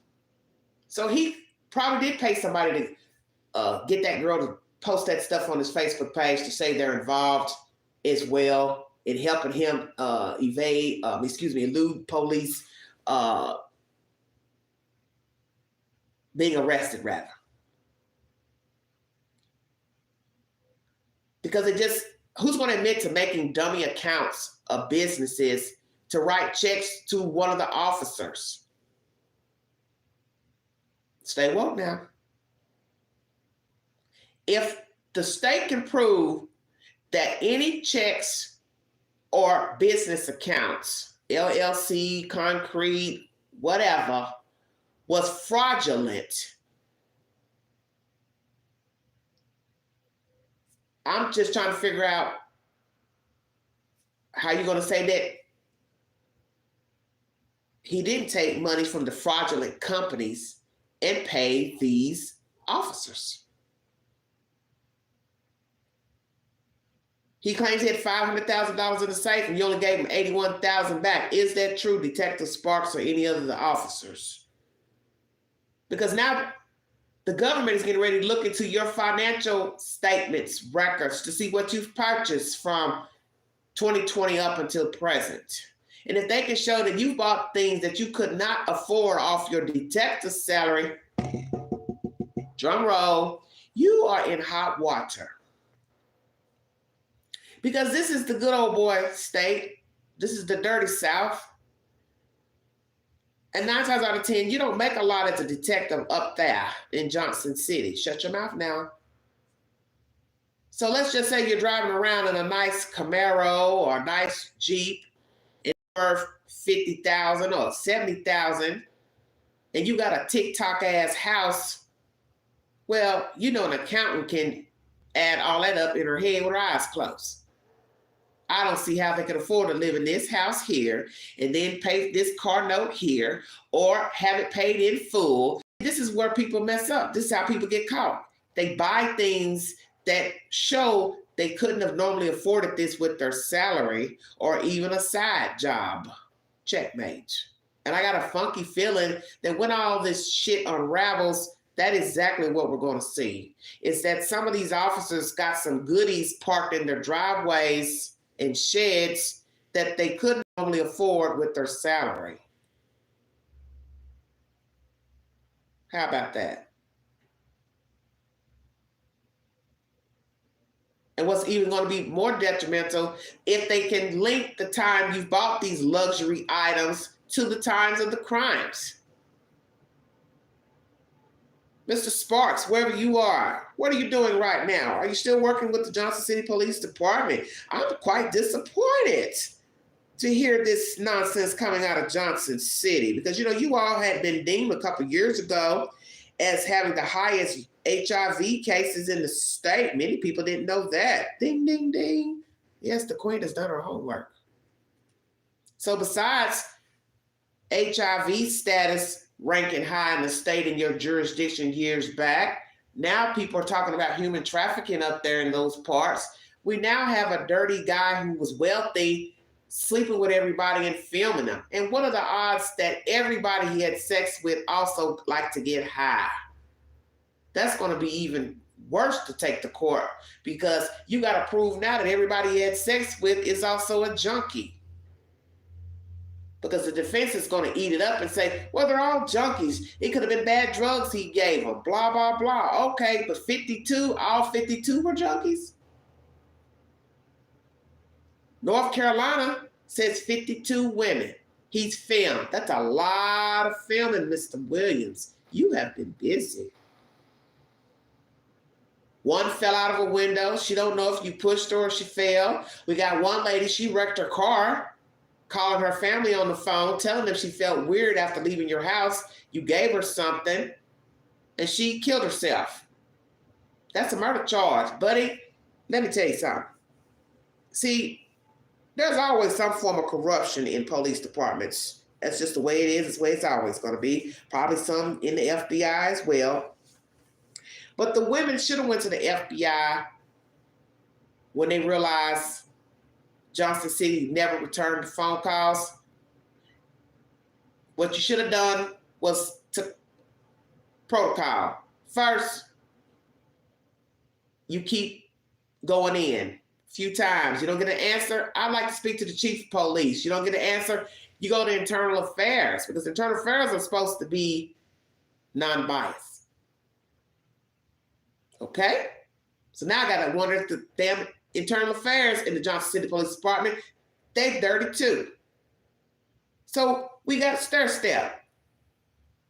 Detective, he won't answer. We go into the chief of police. He don't answer, we go to internal affairs. They don't answer, we go to the state's attorney's office. Well, they didn't want, they're riding that lady's coattail. So after you call all those people, then hell yeah, you go to the FBI. And then you start telling them what you're hearing. And you admit everything that you've done. You got high with him, you smoke crack, fentanyl, whatever, tell him. Yeah, I get high occasionally, recreational, whatever. Tell it all. Because see, you got to have something to try to get him reeled in. Now, naturally, as I told you, the defense is going to say, well, they just all got bad drugs. But the state law in Tennessee says it really don't matter. Ding, ding, ding. If a person overdoses, I can bring you in for murder charges if they die. So either way, he's on the hook, whether it was bad looks, somebody died, somebody was, he gave him a Mickey, he's ringed in either way. Because if the defense tries to use, oh, they got some bad dope, that's what made them pass out, you're still trafficking either way. Then you're filming them, and then there are laws against filming people without the permission. And then you're sexually assaulting them while they're inebriated. So that means the women were passed out and you're having sex with them. Who wants to film themselves having sex with a lifeless body? This is when you know that you're corrupt and your mind is gone. You're a sadist. You're getting off on filming yourself having sex with a limp body. That to me is no different than sleeping with a dead person. They're not saying anything. They're not moaning. They're not groaning. They're not enjoying it because they're not saying anything. They don't even know they're having sex. And this is how you get off. But the sick part of this story, besides this creep and what he's been doing to women, child pornography, I believe there's also some business about some children in there, is that he got away with it up there in Johnson City, Washington County. Come on, Johnson City. I expected better of you all, of all places. There's corruption either way. Because in the end, this is what the government is going to say against Johnson City Police Department, the officers, the chief. What they're going to say is, you have too many people who have said they've complained and had interaction with you all, and you don't even have paperwork. to show their conversations and their written statements. Why not? You're supposed to have a paperwork, whether it ever goes anywhere or not, unfounded or not. You're supposed to have a paper trail on the rape kits. So this shows there is some type of corruption and there's favoritism for Mr. Williams. Because what are the odds that he's getting all these complaints of rape, but there's no paper trail? And then you're going to sit here and say, oh, I didn't steal his money. It was a legal investigation and warrant, and we gave him all his money back, and we gave him all his discs and drives back, and I don't know what the hell you gave him back. Maybe you all did steal the money as a payoff to say, anybody else come in this office, this is our payback for us not investigating you. And I won't doubt that you probably paid him some visits trying to get money out of him and extort money out of him. He obviously is well known up there in those parts. Neighbors have said about all the wild parties and trafficking coming in and out of his apartment. He owned the damn apartment building, for God's sake. But I'm going to tell you where Mr. Williams is not very bright. If he got that kind of money and clout, I'm surprised he didn't pay somebody to pay y'all ass a visit for stealing his damn money. How about that? Because money is money. Whether you come up to me and slyly say, this is going to be payoff for allegations against you by different women, I'm still going to tell you I want my damn money. I don't give a damn about the women saying I raped them. Where is my money? See, he wasn't a true thug. Oh, I can tell you that right now. Mr. Williams was not a true thug, because a true thug would have made sure somebody had a nasty ass accident when that money got taken out that safe. If we'd have believed that you all took most of that money, a lot of that money, and didn't put it back.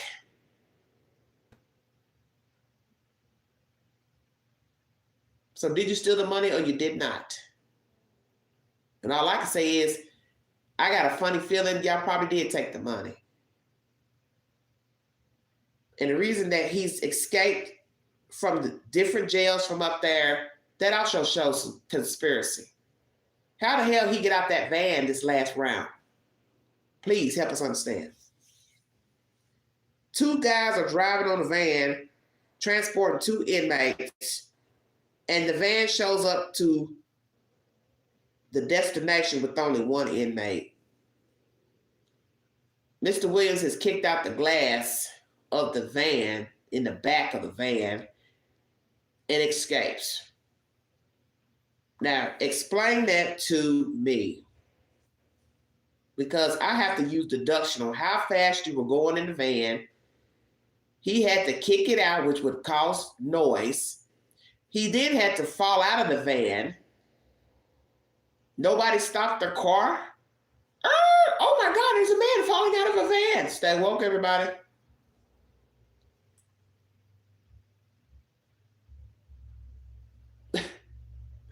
Come on now. Then we got to ask where he kicked the glass out and the road. Where were you when he kicked the glass out? A rural road? 2 blocks up from the jail? See, I stay woke.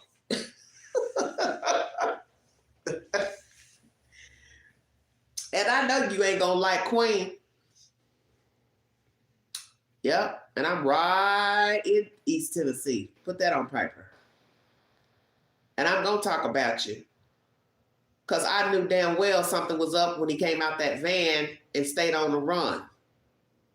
And then I read that he had done a stunt before. So my better half told me, what are the odds this man keeps breaking out of jail? Then the fact that he owned an apartment building would tell you that he's got a little bit of money. So that means he can buy favors. And as they said here in this article, how is it that you didn't know about all this child pornography and him filming women when you first went to serve him the warrant for having the ammunition? You should have found all that information out then. Why did you have a state's attorney also filing a suit? That's very rare to hear that a state attorney, assistant state attorney, has been fired for wanting to bring charges against a rapist. because you knew that she would investigate because the state's attorney has their own investigator. Ding, ding, ding, ding, ding. And the investigator would find some roads that would lead right on back to Johnson City Police Department. Now you've given Queen the incentive to just do a whole damn video about Johnson City Police. Shut your mouth. See, what's done in the dark, it eventually comes to the light. And the one thing you all seem to forget, you little dirty motherfuckers, is that people talk. We're in the South. You must have forgot where you are. You can't do nothing around here and think it ain't gonna get out. So the fact that you all kept aiding Mr. Williams as long as you did pretty damn well for 3 years or so, I must say. And hell yeah, he gonna talk. Say, yeah, I'm a dirty old SOB. I'ma say this. I like child porn. I like raping women, drugging women, but I also had help from the Johnson City Police Department. And better hope ain't no other jurisdictions done helped him. Because I got a funky feeling somebody else has. He gonna name all of you. He ain't got nothing to lose. Wow. So your defense attorney says, oh, this is outlandish. No, it ain't outlandish to me. It don't sound outlandish to me. You know, it probably was just some old quiet nod. We got your money, yeah. We stole your money out that safe. Now you owe us, but we're going to help you out. But like I said, oh, Sean boy, you should have made them give you your money back.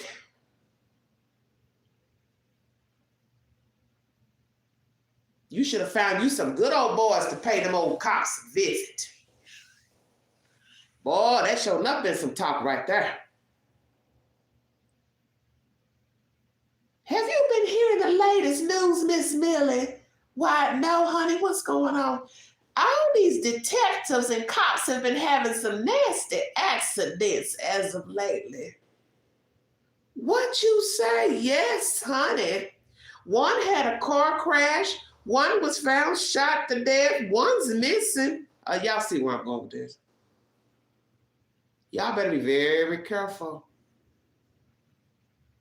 See, this is what happens when you get that little suit. You think your shit don't stink and you think you can do whatever you want. You think you can go out here and shoot people. You think you can profile people, Mexicans, blacks, browns, pull them over, steal their money, their jewelry, assault the women and pulling them over. Oh, we've heard all of the nasty things some of your dirty ass cops do in your little police stops.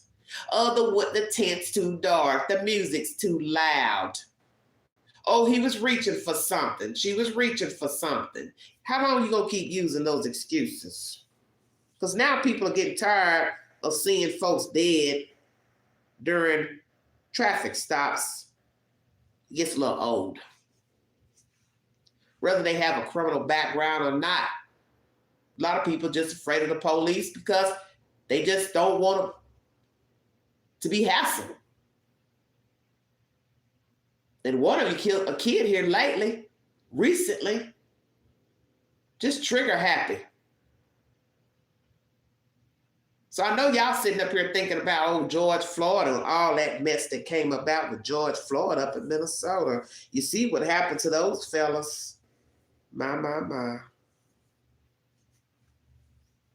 I think you all know that you all are going to be scrutinized. And the great people of Johnson City are not going to want you all working in the police department. Even if there are no charges brought against you for improprieties. Let's say you go to court and some old stupid hicks find y'all asses not guilty. Ain't nobody going to want you still in that police department working. I can tell you that now. See, that's the thing about folks. You got those that are favor them old dirty cops. Then you got those that won't. You might get some on the jury that are going to let some of them old rascals free, but I tell you, it's going to be a problem down the road. So what I'm going to pray on is this, that all charges are brought against everybody named in that damn suit, and that all of you get sued, and that you don't work nowhere. And that you get to see what it's like to be a regular person, walking around scrutinized and accused of doing nefarious deeds. Because you didn't serve and protect those people of Johnson City. And the fact that they got all your names, that tells me a lot. That tells me a whole lot. That tells me that you all have had a lot of complaints against Mr. Williams for somebody to sit here and name several officers by their fucking government name.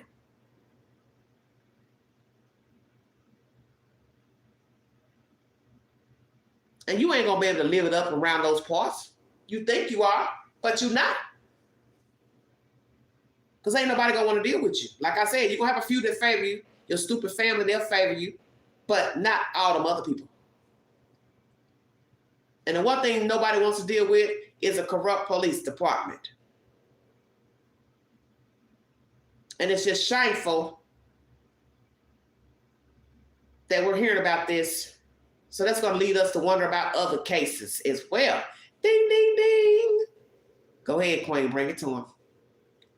Now, let's jump out of sex trafficking and rape to over here to drug charges, fraud, breaking and entering.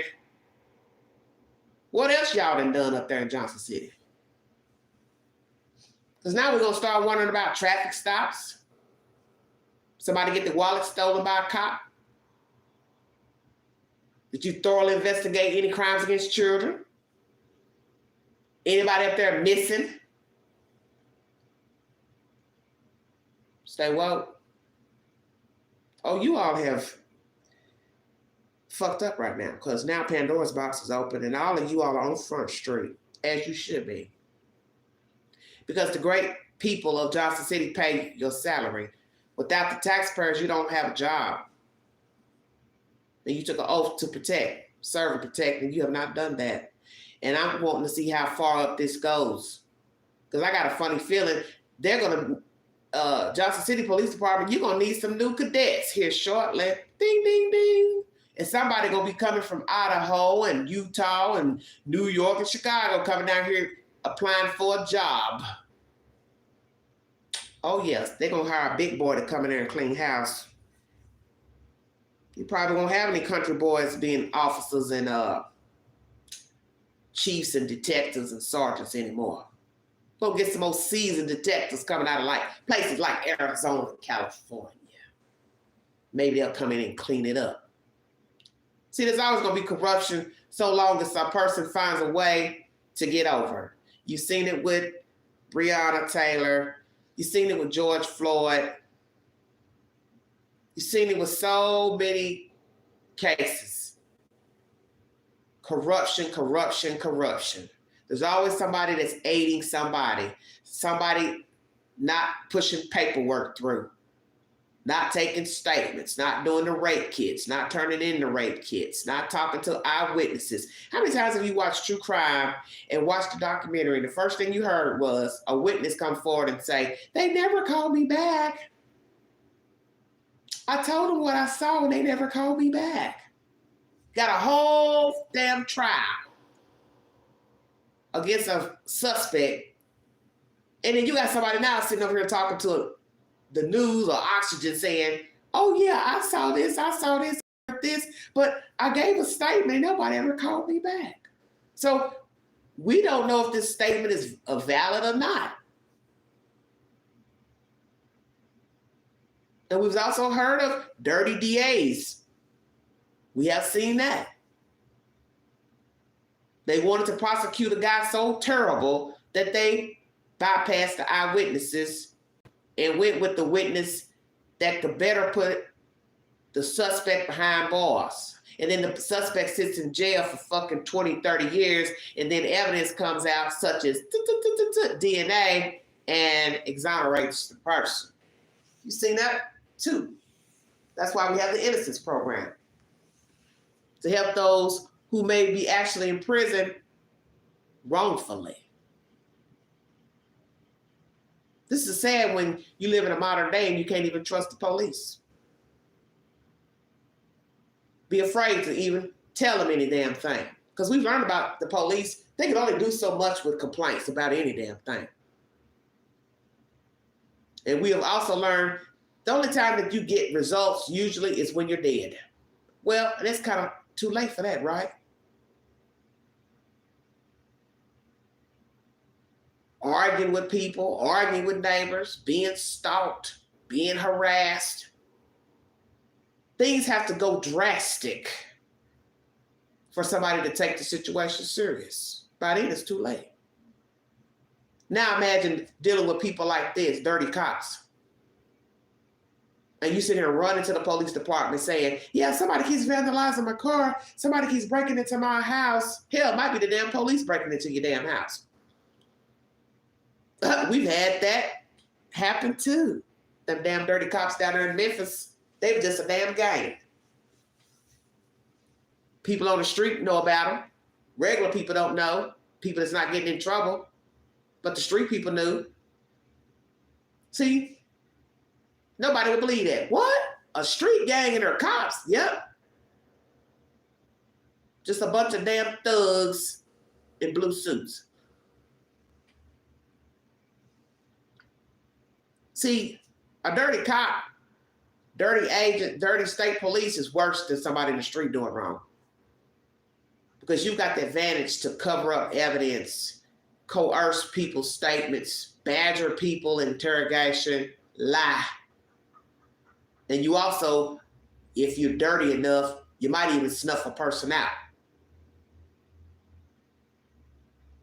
to get what you want and as to cover your own tracks. And this Johnson City Police Department, you're no different than the shit that go on in New York, Chicago, LA, and anywhere else. You took advantage of some guy that's a sadist. He was wealthy, well off, had money, and you rode the donkey ride.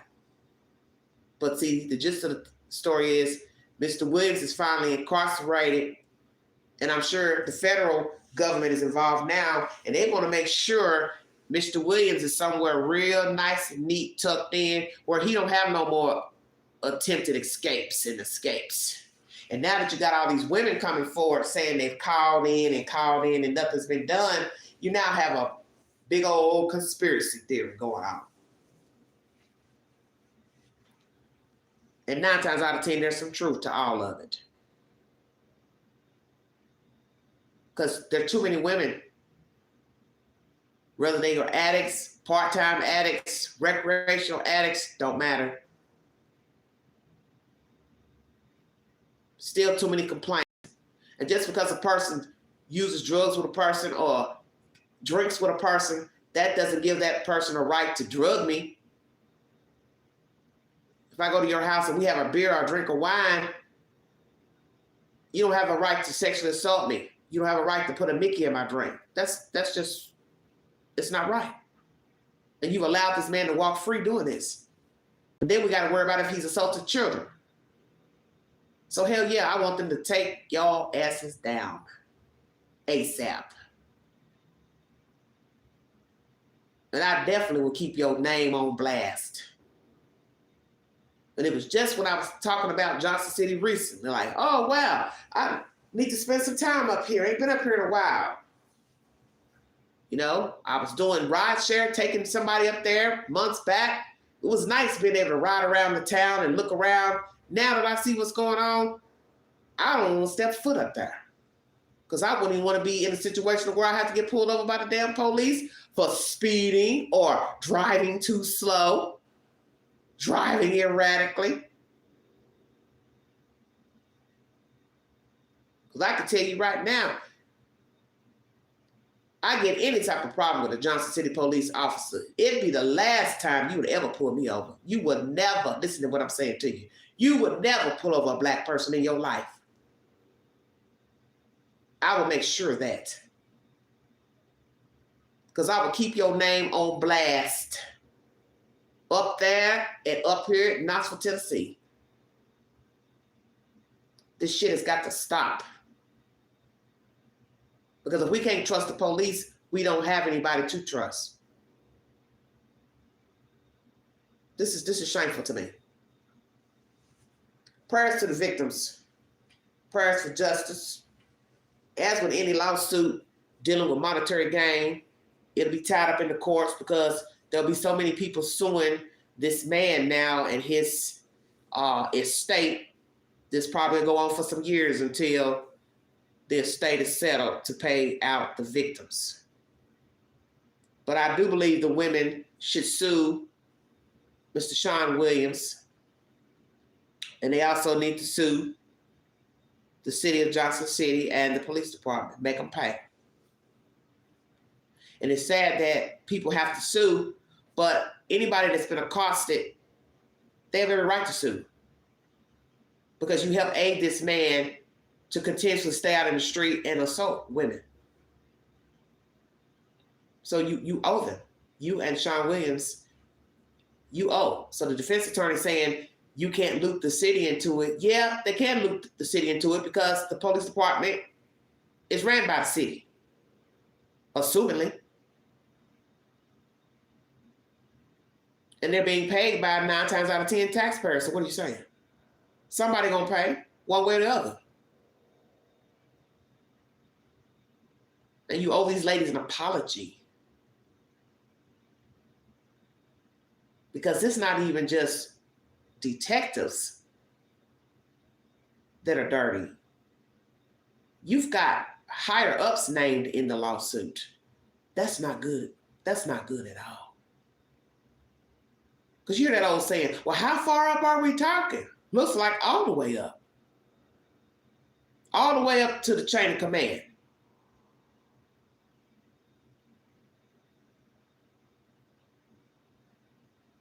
All the way up to the point of where you done fired a state's attorney. That means there's some high corruption going on in Johnson City. Because you can't bring forward a charge of ammunition, but then you want to push the sexual assault shit under the rug. That doesn't even make any damn sense. Well, if you like the man so much that you think he should get away with raping women and drugging women, then why even arrest him and serve a warrant for the ammunition? I'm confused. I just thought about that. What the hell are we talking about here? He's good enough to go down for being a felon carrying ammunition, but he ain't good enough. This is stupid. To go down for rape and drugging women and murder. Because the one lady, she died. Crashed into a wall or a pole. Wow. That's my recap, everybody. 3-part live. Jodi Hildebrandt has pleaded guilty to 4 counts of child abuse of the Frankie children, 2 counts dismissed. She will be, there will be a sentencing February 20th, 2024. The horror house in Idaho, Moscow, I'm assuming has come down or partially down. Last when I checked it out, it looked like it was down. I don't know. It's a wrap. Now we'll wait to see what Mr. Gonsalves and the Cornotos have to say, because I got a funky feeling he will be coming out with a statement about the house coming down. Very vocal since the brutal murder of his daughter. And I said, I get it. The house didn't look the same. Naturally it wouldn't, because you have to take everything out. But the point is, there may have been some jury members that would have liked to walk the house, walk the property. And some people say, well, stuff ain't in there. Okay, we get it. The stuff ain't in there. That's still not the point of, let me see what the house looks like inside. Let me walk the property. Let me see how the rooms are made. Let me see the escape routes. You can't see that in a model. You have to visualize in a model.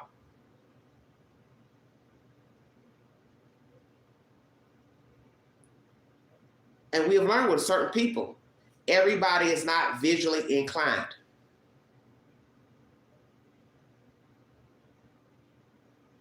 A person can tell you the story right now about how a house is set up, you got to be able to visualize what they're saying to you. You got to visualize the layout. Some people just can't do that.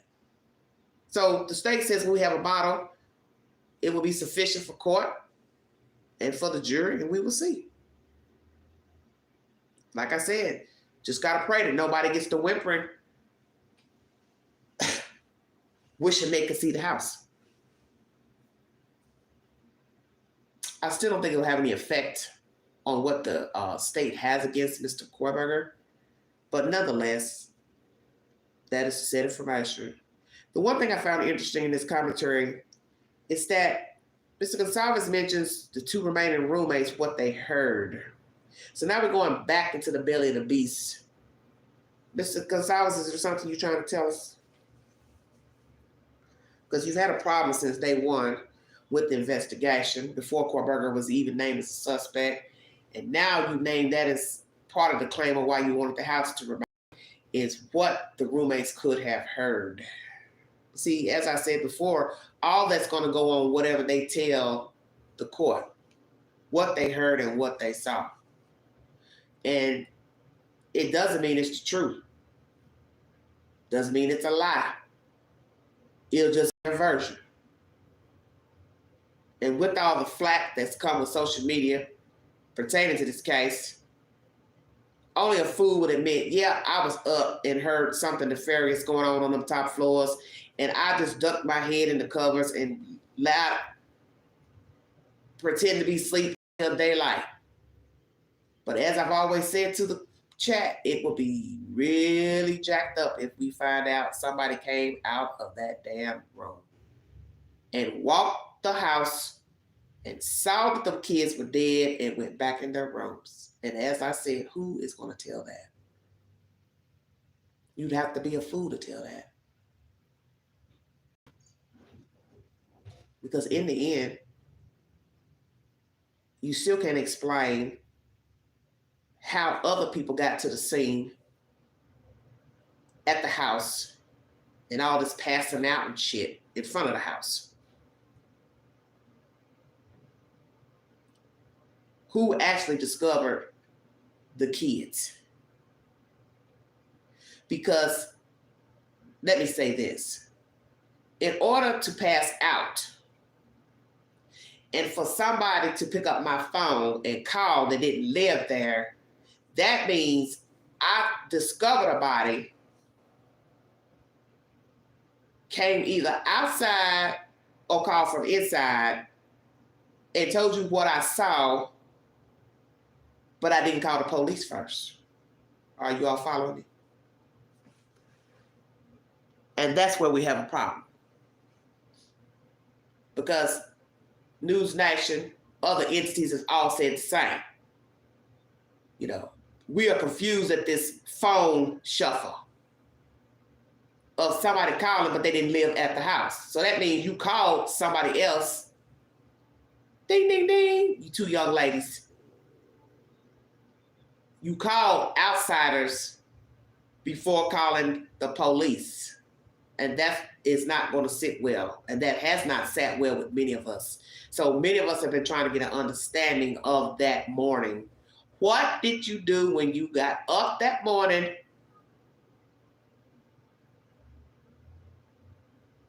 Who got up first? Did you ladies talk to each other while these kids were being killed? Were you that petrified not to come out your house, run out the house, jump out of a window? Why did you call the police if you thought something was going on inside of the house? And did one of you girls get up while these children were being murdered and then ran back in your room and still didn't call damn 911? Or the kids were already dead and you got up, saw the carnage on this floor, that floor, and still went back in your damn rooms?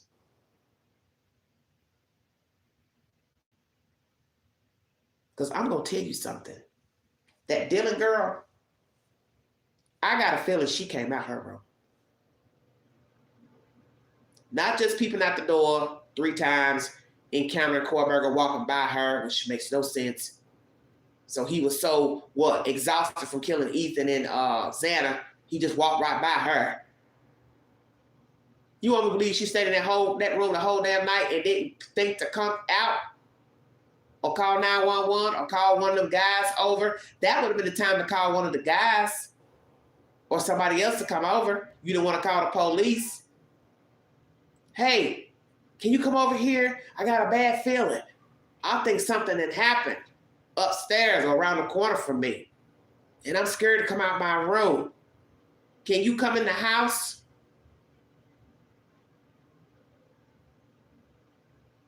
Like I said, who is going to tell they got up in the morning, either right after the kids died or when they initially got up, so you don't know. They turned a blind eye and didn't call 911 to say, my roommates are dead. Because there's no way in hell I'm getting ready to get up and walk through a bloody house and not call 911. That would be inhumane and just sadistic to crawl your ass back in your bed and hide under the cover, wait hours later to call your friends and then 911. And let me say this and then we'll check out of here. If you were stupid enough to call your friends first, and then they had to call 911 because you passed out outside or in the house, because I don't know how it went. That will lead us to think that possibly you did know the kids was in there dead hours beforehand, and you went to fucking sleep or you stayed up. And then one would question, why would you do that? Because some said, well, I can see them not calling the police because they've had problems with police because of noise. Okay. But explain to me why you get up, allegedly, discover the kids' daylight time, and then call outsiders first, besides calling 911. That makes no fucking sense to me. This is why people were coming up with theories and conspiracy theories that you all may have been involved. Thank you, September. You're welcome, honey. You're welcome. I'm not with all these theories and things, but like I said, it makes no sense to call people to a place when you have found dead people, bludgeoned, or you see blood trail and you're scared to go in the rooms. You're supposed to dial 911. Call your friends later. And frankly, the same thing to do is when you see blood or a body or a foot hanging out, it's to run out of there like hell. How about that?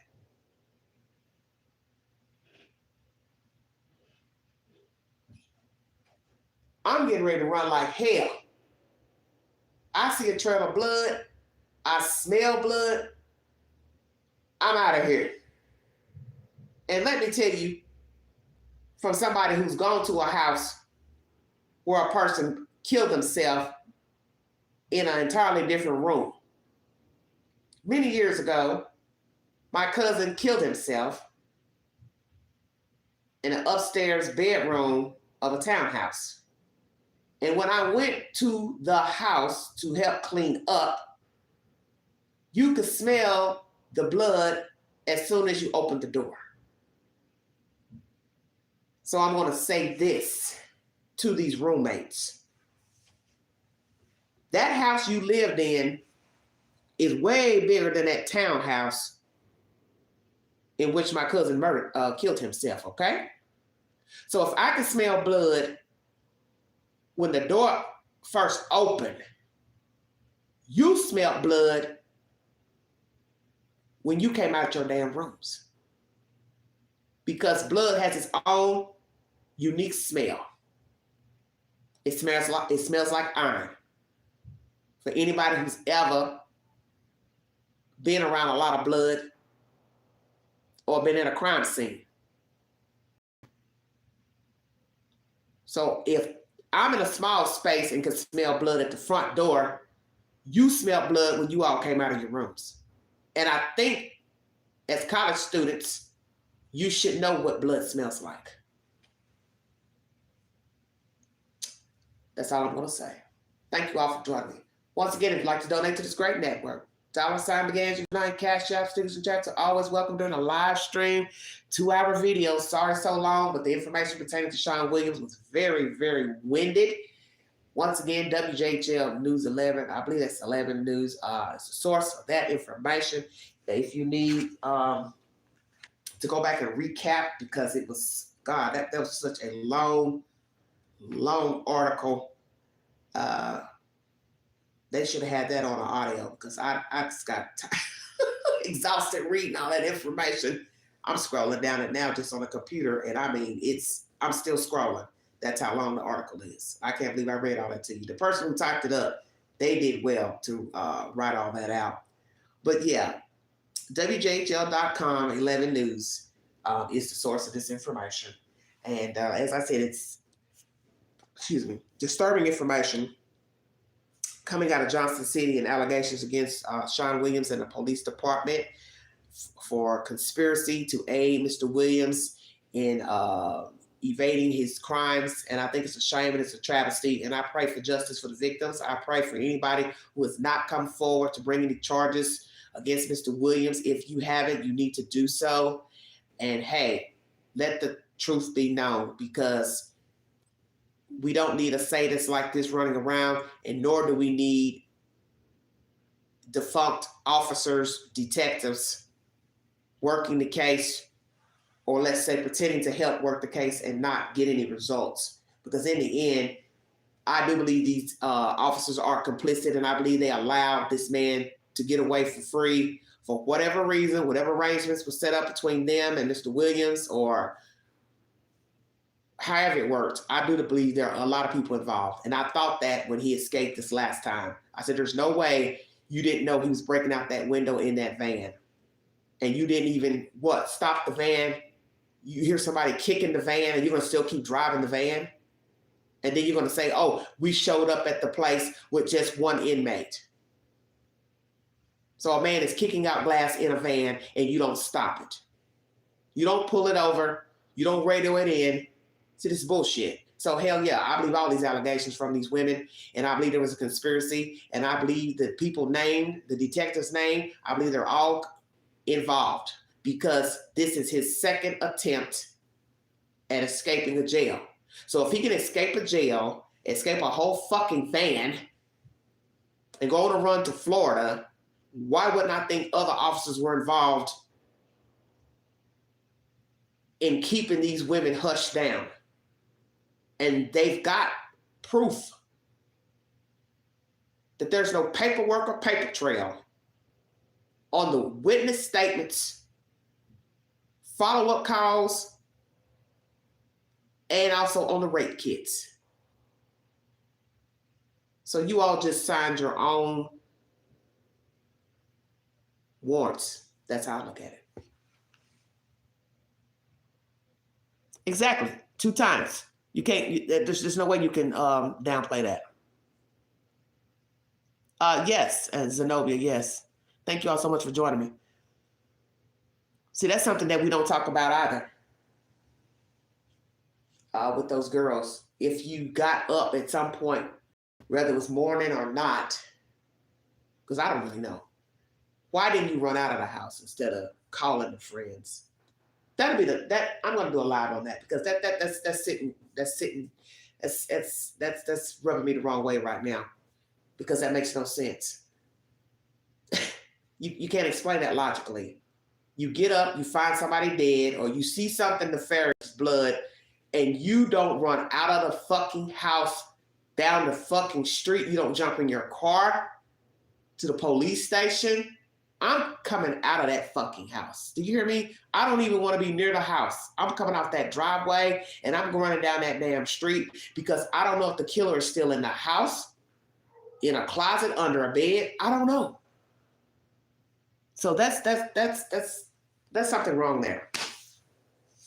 And the thought of thinking these 2 girls would be nefarious in nature after the fact, is scary too. It's just about as scary as the crime itself. Why would you not, one, run out of the house? Two, why are you calling people before calling the police? That makes no sense. I don't need to call you. Because I'm getting off this property and I'm calling 911. Then I'll call you and say, oh my God, you won't believe this. We just found our friend or friend's dead. The fuck am I calling people over to the house for? That makes no sense to me. Because I'm supposed to believe all these rumors of people walking by and seeing somebody laying on the ground and all this. See, that's all Facebook talk. You don't know what's the truth. Nobody should have even been still in that house to even be where the police could see them. I will meet the police at the fucking end of the street. I am not going back in that house.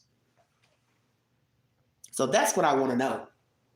Where were the calls made to law enforcement and friends about the discovery of the bodies in the Idaho house?